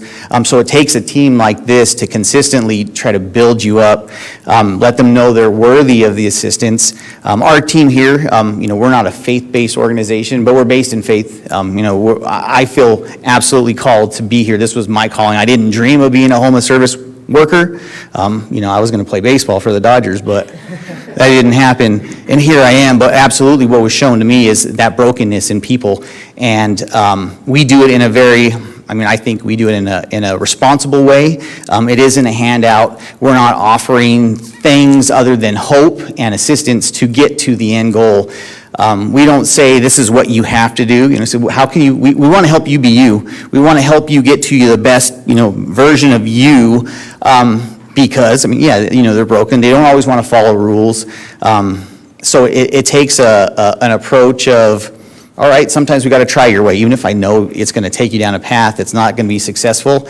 But what counts is when you failed, that we're still there and we build you up. And even if it's going to jail and we meet you afterwards, and over and over and over, sometimes it takes many, many, many times. But it's an approach that only happens with law enforcement and code enforcement. We call it truth and grace. Truth is, by the nature of your living, as mentioned by the deputies, trespassing under the influence, and to the pursuit of getting feeding them into their addiction, it is petty theft. And so they are breaking the law. And, there's truth that when they're held accountable, and there's grace provided by us and the deputies and code enforcement, but there's a way out. It's always there's a way out. Sometimes they take it early, sometimes it takes many, many, many times, but that's the goal. What we know is if we don't do anything, we could end up like Los Angeles or San Francisco, and that's not what anybody here wants us to be. And so our philosophy, that's essentially it. We have to do it in partnership with the city, law enforcement, code enforcement, and we don't take no for an answer. We don't say, would you like some help? We get to know the person first. We firmly believe nobody wants to be homeless. Nobody wants to live that lifestyle. It's not a fun lifestyle.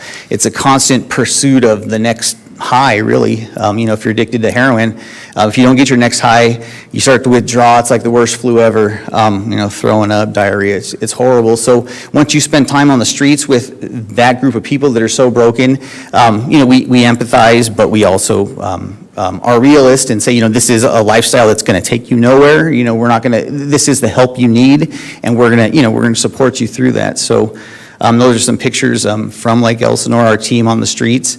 And it's meeting people, the first sentence, it's meeting people where they're at. We can't sit in an office and expect people to come and ask for help, not the chronically homeless population. We got to go out there and time again, inspire them to be worthy. They're made in God's image. God's has a plan for everybody. And God's plan for nobody was to be on the streets and be under the influence of drugs and alcohol. So we firmly believe that, and we're not going to stray away from that. And we do that through homeless outreach, and I think I'm going to hand it off to Mr. David Reyes. Good evening, everybody. Aaron did a pretty good job of just covering outreach in general right now, but, big kudos to him. But yeah, essentially what we're doing is we're going out in the community every day, right? And like Aaron said, really engaging with these individuals that are not asking for help, right? They're not going in any centers. They're not calling our swag line saying we need help, right? So, we're boots on the ground and meeting them where they're at. That's really what it takes, right? Whether that's in lake bottoms, river bottoms, in trash enclosures, and meeting them where they're at and bringing the services to them, right? So, like Aaron said, most of these individuals are struggling with a dual diagnosis of untreated mental health and addiction issues. As he said, we definitely do see schizophrenia out there, right? These very severe mental health disorders. But, before I got into this field of work, I had never seen depression and anxiety so debilitating in my life. It's very, very sad to see how debilitating and how much depression and anxiety can really take over somebody. Like, we struggle with getting some of our clients just to go to the DMV to get an ID just because their social anxiety being around these large groups of people is so severe, right? So, with that being said, a lot of what we are trying to do is connect these individuals to substance abuse and mental health treatment, right?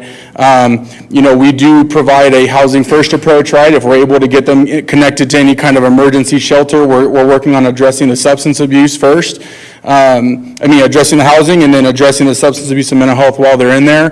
But, that's the two biggest things that we see that are keeping our individuals on the street. So those are the biggest things we are addressing. As Aaron said, our partnerships really make or break efforts, right? Law enforcement, code enforcement, our other community partners that we're constantly working with on a daily basis. When we work as one team, that's when we're going to be the most effective, right? Like Aaron said, we can provide the social service component, right? But with law enforcement and code enforcement assisting us with raising rock bottom, it isn't a crime to be homeless, but the actions that they are partaking in, are illegal. So, I've had clients come up to me and say, what? I don't want help right now. I would rather just kind of get by day by day and continue to use. And, for us, when you really get to know somebody, that's where that's where we come in, right? We have to build that foundation with a lot of these people because they've burned a lot of bridges with family, friends, other organizations they worked with, right? But when you get down to the nitty-gritty and really get to know these people, like Aaron said, they are very, very broken. There's a lot of childhood trauma that leads these individuals to where they're at. Just to give you, I'm not going to take too much of your time, but just, this story that never leaves my mind. We had a client when I first started working here that said that was a very severe alcoholic, and he told me, I started drinking at the age of 6 because I had ADHD growing up and my parents didn't know how to address it and they didn't know what it was. So to get me to calm down before I went to sleep, they would give me cans of beer to calm me down, to get me to fall asleep easier. It's just like you hear things like that and that's so sad, right? Because when you have somebody that's been drinking since the age of 6, you're not going to be able to have somebody get clean and sober like that, right? We get asked from, various members of the community when we do presentations and they ask us, at what point do you give up? You know what I mean? And our philosophy is we don't give up on people, right? You could tell me no every single day for 2 years, but if you're going to tell me no, that's honestly going to drive me more to want to help you because at the end of the day, you're a human being. From one human being to another, you don't deserve to live out here. You don't deserve to live like this. So, again, with our partnerships, it really does take a village to address homelessness. We can't do it on our own. It takes everybody in this room as well as the community to do our parts to address homelessness. So I know I'm not trying to take up too much of your time, but that's just a little bit more of an insight on outreach. And then again, just kind of discussing what everybody else in this room has said. It's collaborative efforts. When we all come together as a team, that's when we're most effective. And as you can see, based off of even some of the results that Nicole provided, our efforts have shown, right? I think I personally can see a visual difference in the city since we've all come together and addressed homelessness, and obviously the numbers show as well. So as long as we continue to be proactive and not be reactive, we're gonna get to that functional zero. We're very positive about that. So again, that's just a little bit more insight on outreach and our collaboration. Okay, and I think our team member BJ is going to go over this. So I think everybody has already addressed this slide, but just to say again, most of our homeless clients are suffering with mental illness and substance abuse problems, and sometimes it's hard to tell which came first. Do they have really bad mental health that they're treating with various substances, or have the substances caused the mental health problem? And we'll never know if we don't try to address something. So we work really hard to try to connect them to mental health services and to try to get them substance abuse help. At the Anchor, for heroin addicts, we offer some MAT services, medication-assisted treatments, so that they're not using heroin while they're there, so that they can learn to live without heroin and kind of clear their thoughts and then make better decisions. So some people, we just get started on Suboxone, and at some point they're like, yeah, this is great. How can I keep this going? We have substance abuse counselors there helping them with the process, and then we make CARES line calls and we try to get them into treatment, and we've had a lot of really great successes, a lot of people moving on to supportive services, and even some people coming to work for us after they're stable. How do you change it? And then this is a very outdated slide. I didn't make this slide myself. It stops in 2018, which is probably the least helpful year to stop since COVID. These have risen dramatically, and so depending on what slide you look at, these rates are actually anywhere from 39.9 to 59.9% increase. So we're having a lot of overdoses, and again, a lot of it has to do with fentanyl. So another thing that we do, especially for our people at the Anchor and even people that we're holding at the hotels, is that we'll drug test them, and not for a punitive reason, but just to let them know what they're doing, because some of them don't know. So for example, one guy came in, and I was like, just for fun, let's drug test you, see what you're using. And he's like, I can tell you I used meth 2 days ago, and I did some black yesterday. And he came back positive for cocaine, MDMA, alcohol, he's like, oh yeah, I forgot the beer. And also fentanyl, and he had no idea. And so that can help them make better decisions if they know exactly what they're using. So a lot of people are like, I would never touch fentanyl because I've had so many people die from it. But we test them and say, you're using fentanyl and you just don't know it. And so that makes them think about, kind of rethink their situation to make better decisions.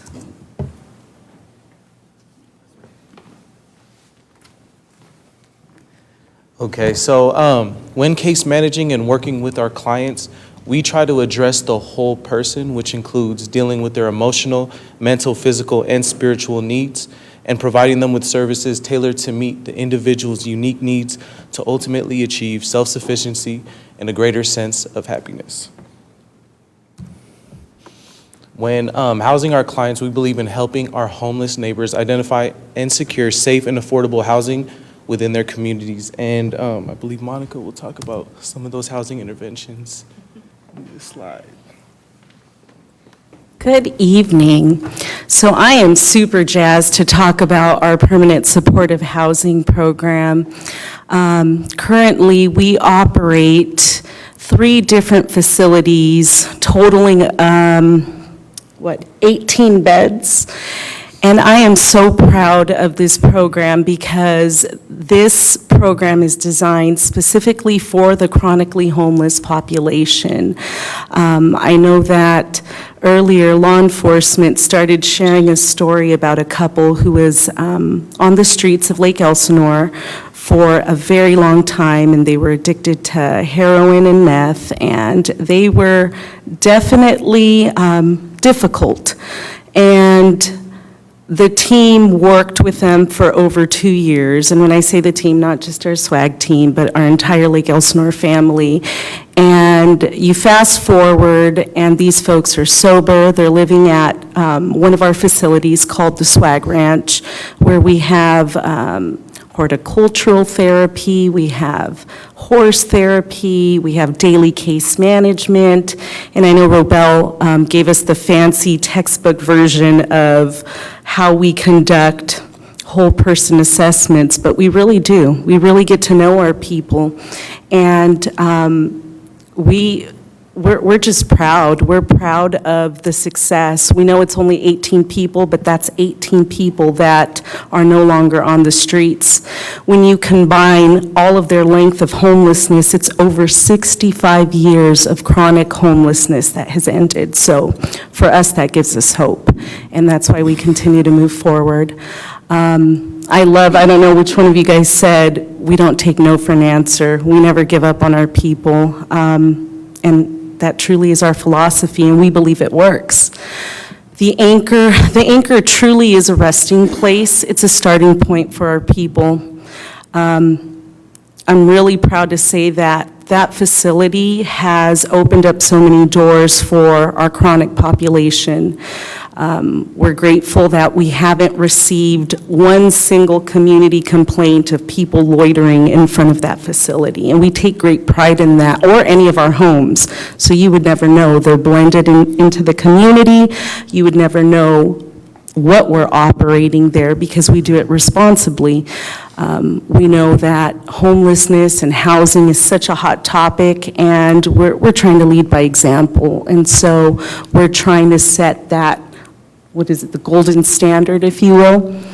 But anyway, back to the anchor. It's a resting place. Sometimes when our people check in, yeah, they're a little defiant. BJ, we have a ton of assessments going on. We get them stabilized, give them something to eat. Sometimes they sleep 2 to 3 days. And really, just based on how they answer their questions, we start developing an individualized plan, and that plan looks very, very different for each individual.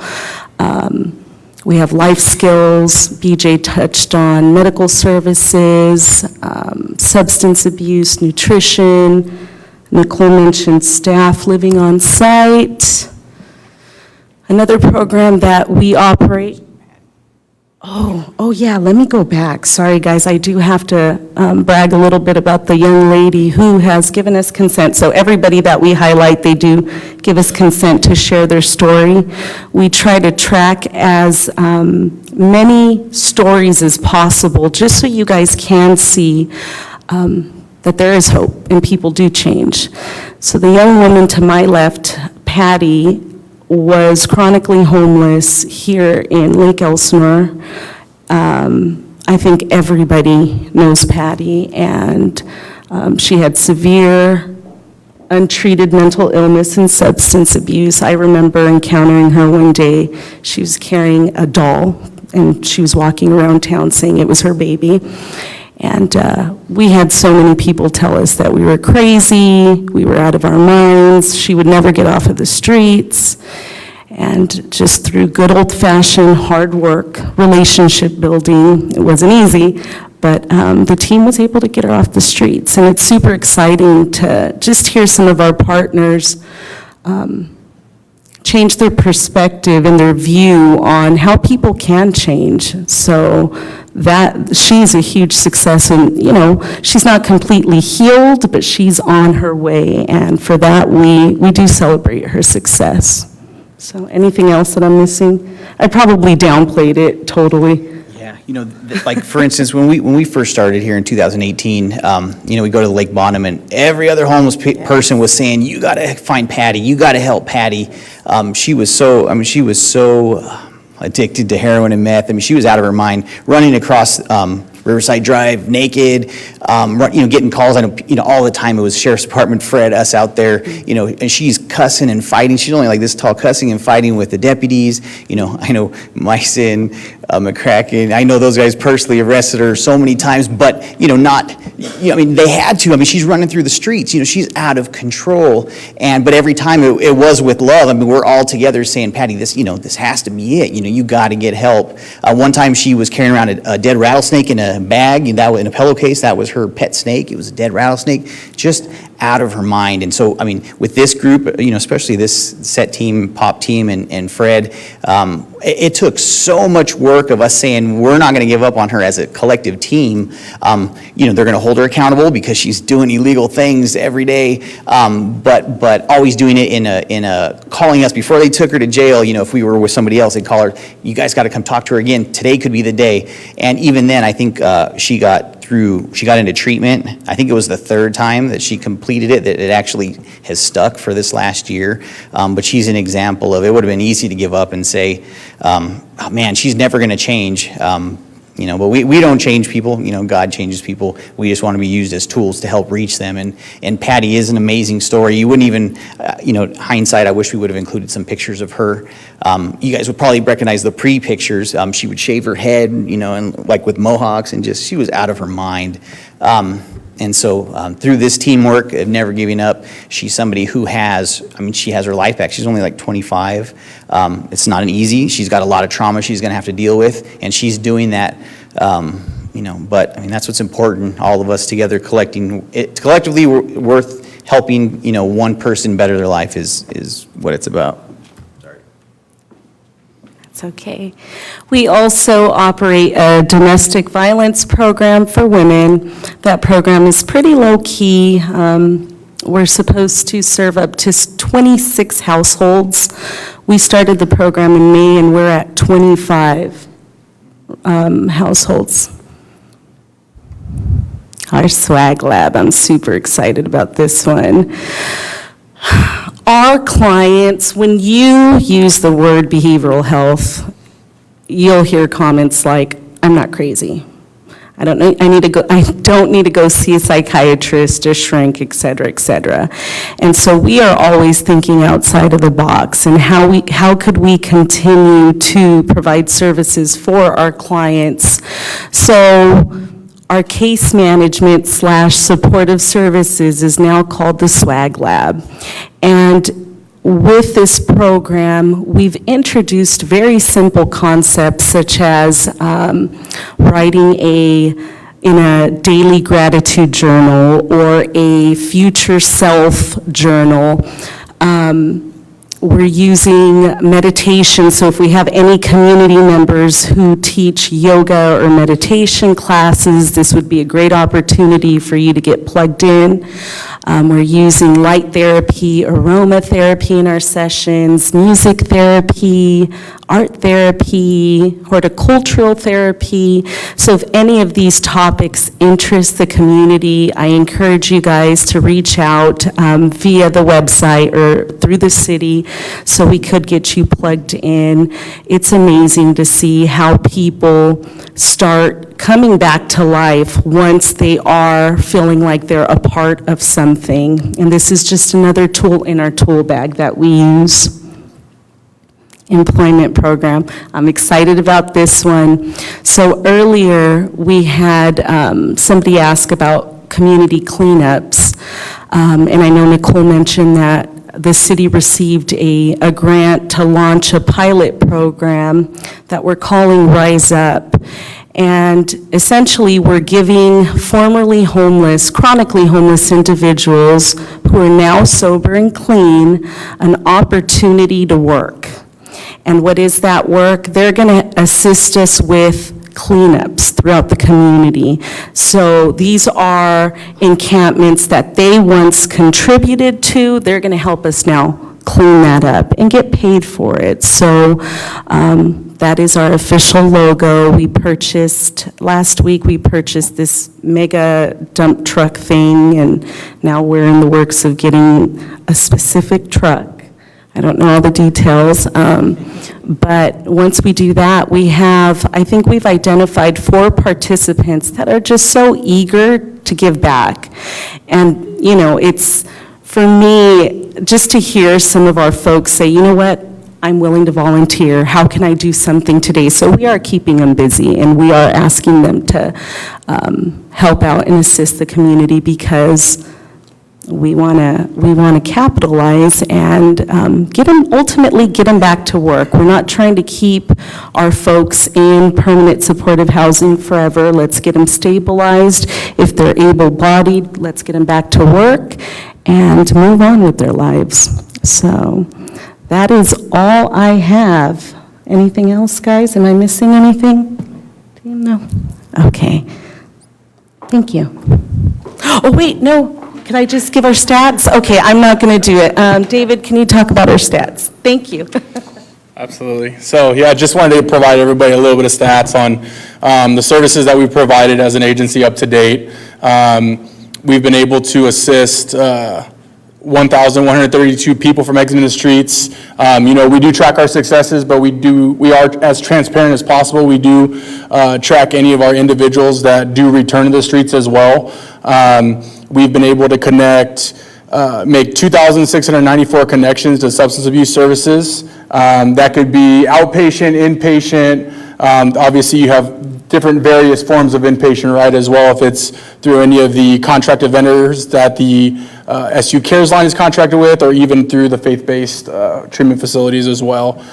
We've been able to make 2,386 mental health services. We've been able to make 2,386 medical services that we've been able to provide and refer to for our clients, 1,407 mental health connections, and we have been able to provide as a whole 2,669 individuals that we have engaged while they are on the street. So again, just a little bit of stats that we wanted to provide. And those stats are across the board? Yes, across the board, not just like Elsinore, all the cities that we, from 2008, early 2018? Yeah, March 2018. To date, yeah. Yeah. And we're currently operating in 8 cities right now, so some stats. Thank you so much to the team. I mean, I have to say, again, I'm just so glad that they came one day at one of these meetings and spoke to me and said, hey, do you want to try this? And I said, we have no money. And they said, that's okay, we'll do it for free. And I said, well, if you do it for free, I'll find money. And we did exactly what we said. And it's like incredible to me when I see those numbers. And that's why I said when, because I think it was like August 2017 we started talking, and March 2018 is when we got to work. And we were one of the first communities to embrace SWAG and put them to work and to show what they knew they could do. And so I get emotional because I just think it's so cool. Like if you set a goal, you actually try to do it, and then you get it done. And that's what this is all about, right? right? I mean, at the end of the day, I know we can do more, right? We're not perfect. There's a ton of work to do, but we couldn't do without SWAG, so we're so grateful for their partnership. And I feel so awful because it's 8 o'clock, and I know we said 8 o'clock, I think, for this, but we just have so much to share, I guess, that we just got a little long. And we have a very important part of our team, one of our newest partners that came to us almost a year ago. I think it was like September, October-ish. Right around when we were getting our grant. And that was the Riverside County Behavioral Health Crisis Team. And so I do have a presentation for them. I hope those at home will stick around and listen, and you all will stay with us a little longer and hear their presentation, because as we've shared, mental health is tremendously important. I know they're working as hard as they can to get through the systems that exist, but it's definitely something that we continue to strive to do more of, and just grateful to have our own team. Not everybody gets this, y'all, and so Lake Elsinore got this because of our efforts. Riverside County recognizes they needed the support, and they provided that service to us, and we're just grateful for their support as well. So I'll invite up Christine Shield, Diana Castillo, and Rachel Galliano, am I saying it wrong?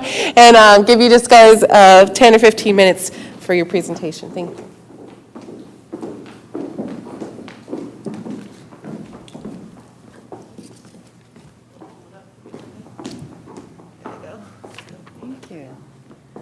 Hi, I'm Diana. I'm the supervisor for the Lake Elsinore Mobile Crisis Management Team. And this is Miss Christine Shield. She's the supervisor for the HOPE program. And this is Miss Rachel Galeno. She's our administrator for the Crisis Support System of Care. Did I get that right? Yeah. Okay. So we have put together a couple of slides for you guys today to kind of describe the services that we provide on our mobile crisis management team. And so we kind of wanted to give you like a little, a broader perspective of our system of care. So these are the different levels of care that we provide to all of Riverside County. You'll see that all the way to the left for substance abuse, we have prevention services, we have recovery services, also known as aftercare, outpatient, which is up to 8 hours of treatment per week. We have intensive outpatient, partial hospitalization, and then we have residential and inpatient treatment services, which is coordinated through SU Cares for placement.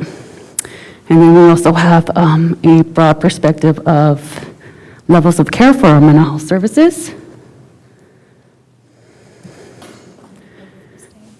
Oh, just briefly. Yeah. How do we go back? Hi, everyone. I'll go over the mental health levels of care briefly. We're not going to read every single one of those tiny little words there, but a couple of things I'd like to point out in terms of the first one with the blue. We do have our CARES line as an early point of entry, and our CARES line is now substance abuse and mental health, so that's one of the ways that people can get referred to our services, but there are other ones listed as well. And I believe this will be available afterwards if people want to view on Facebook, right? Okay. We also have a variety of early intervention programs. We have 2 levels of outpatient as well. We have our traditional clinics, and then we have additional higher level of service called full service partnerships. We also have our crisis services, which Ms. Galino oversees. And in addition to that, and just so examples, crisis services are things like our emergency treatment services, and that's on County Farm Road in Riverside, and the crisis stabilization units as well. We also have residential and acute hospital care and long-term care facilities as well. I'll give it back to Diana. Thanks, Christine. These are a little peek at our forensic specialty programs. We have adult programs, core collaboration programs, juvenile services, services in adult detention throughout the county. These are different housing service programs that are available within these programs, and they, of course, consumers will have to meet certain criteria in order to qualify for these different programs, but they are super helpful. And so, a little bit more about the crisis team that is located right here off Casino Drive. Our team is staffed with multidisciplinary staff, and so we were able to get a mental health peer support specialist, which often our peer support specialists have lived experience, and so that means they might have lived experience with mental health or substance abuse. The one that we were super lucky to get on our team has a lived experience with homelessness. So he's definitely an asset to our team, and he is out there really instilling hope and encouraging consumers they may feel trapped, on the streets inside their mental health or substance abuse issues that they got going on. We have a BHS2 housing specialist that is partially underneath the HOPE program. And so we arranged for that because we want to make sure that we have all of HOPE's different housing programs available to us and to the community. We have a BHS3 substance abuse counselor that is available, and she can provide individuals, intakes, screen assessments, all in the field. And pretty soon we will have a clinical therapist on our team who's currently in background, so she'll be joining our team very soon. We did have a great one. But she left. Yeah, Amanda, you guys know Amanda, she left. So our goals are to support individuals in our community with behavioral health crises. Our aim is to reduce the burden on law enforcement, emergency rooms, and 5150 admisses. We work our best, we do our best to try to help the consumers navigate our system of care to break the cycle of readmission. The community and local agencies can dispatch the mobile crisis management team by calling the call center or our clinic here in Lake Elsinore, and their phone call will be triaged and they'll be given an estimated time of arrival. We try to respond within 30 minutes to an hour, but sometimes it may take just a little bit longer because we might be responding to a crisis already happening, but we do try to go as quick as possible. We provide services to all of our humans, to include children, adolescent, transitional age youth, adults, older adults, and any of our community partners would refer to us. Once on the scene, the crisis management team we hope to be debriefed by the referring agency.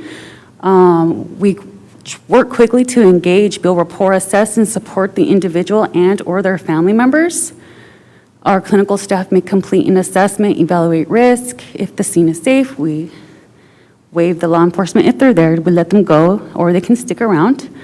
And of course, we'll provide recommendation for further treatment to community resources. And we always consult with a licensed clinical supervisor on duty before we expedite any plan of action. We do have an outreach team. Well, our mobile crisis management team does provide outreach and engagement efforts. We do provide food, water, and hygiene kits to the consumers or individuals that we come in contact with. And we do that to build rapport. We offer them transportation, case management services, peer support services, and we just really try to explore their needs and offer the services they might need. We provide follow-up outreach services in person, through telehealth or the telephone, and we're just really out there trying to help the consumers navigate our system of care, encourage follow-up, and hopefully reduce readmissions into hospitals and ETSs. And this is our substance abuse. Our crisis team is housed right next door to our substance abuse clinic, and there we are able to provide substance use disorder assessments and outpatient treatment, recovery services, also known as aftercare. We are able to coordinate and continue medication-assisted treatment. We provide field-based SUD assessments, and field-based intakes and outpatient substance abuse treatment can be arranged. So those of you who know Stephanie, she can provide substance abuse treatment out in the field. So for example, if we came in contact with like an adolescent that is not comfortable coming to the clinic, she is able to go and provide substance abuse services in their home. She's able to toggle back and forth, which is really nice. We have direct access, linkage, and coordination with SU Cares. So we're working with them a lot to get our consumers placed into residential and inpatient treatment. We have direct access and coordination with the care coordination team. Those are our case managers that are assigned to consumers once they are admitted into inpatient and residential treatment. So what they do is they monitor our consumers' progress, and they kind of give them a warm handoff as they transition to our outpatient substance abuse clinics. So our goal there is to really reduce the revolving door that we sometimes see with residential treatment programs.